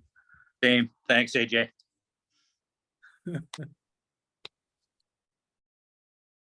Who's next? Anybody want to help close us out? All right, then. If we're all good, I want to say one last time. D, you sure you don't want to say anything? You good? I knew you were going to insist. So I will just say that in all that's said, it's just love that translates into how we make others feel, how we value each other. It's such a simple thing to say, but it can be hard at times to do it. But when you put the effort to really, let someone know that you care about them and you love them, especially, as AJ said, when they're not expecting it. We had the experience of visiting the middle school campus yesterday for my niece and nephew, and I can't tell you the number of times that we had to explain why we were loving, why we were there, why we were doing what we were doing. It was as if it was this phenomenon, and it just shouldn't be that way. But it was also at the same time a great opportunity to share the why and to invite them to the page and to invite them to be a part of this in some way. And we will be broadcasting, I believe, the young men should be on the field here soon for their coin toss for my nephew's football game, where they're going to come to center field and love on the other team, and love on them in solidarity, that they're there to play a game, that it's just a game, they're going to have a good time, and they're going to walk away as friends. So thank you for that idea, AJ. And I think that will be just a really great closeout and a message that will continue for them. So thank you. Thank you for the opportunity to be here. I was a part of AJ's first cohort for the Love is the Answer mentoring circle. I invite everyone to be a part of our cohort starting in January. Sign up today. And if you have any questions, feel free to reach out to me, Deidre Gwen. I'm sure AJ will forward any inquiries to me, and I look forward to being a part of that class starting in January, AJ. Thank you. And thank you, everyone. Yes, indeed. Thank you. Thank you so much. To close out, I'm just going to share my screen and leave you with this. We stand on the shoulders of giants. Martin Luther King Jr. said, "Darkness cannot drive out darkness. Only light can do that. Hate cannot drive out hate. Only love can do that." Let's be there for each other. Let's love each other. Love yourself as well. Like Glenn said, schedule time in to be good to yourself. And we're here for you. Love truly is the answer. And if you need us, reach out. TryLoveNow.com is our website. You can reach us through the contact form there. The whole team is on LinkedIn, Facebook, Twitter, Instagram, you name it. We're easy to find. Join the movement. Be part of the solution. Put love into action in your community. We'll teach you how to do that. We'll walk that walk with you. And together, we'll change everything. Thank you all. Aloha. Peace. All right. Take care, everybody. God bless. All right.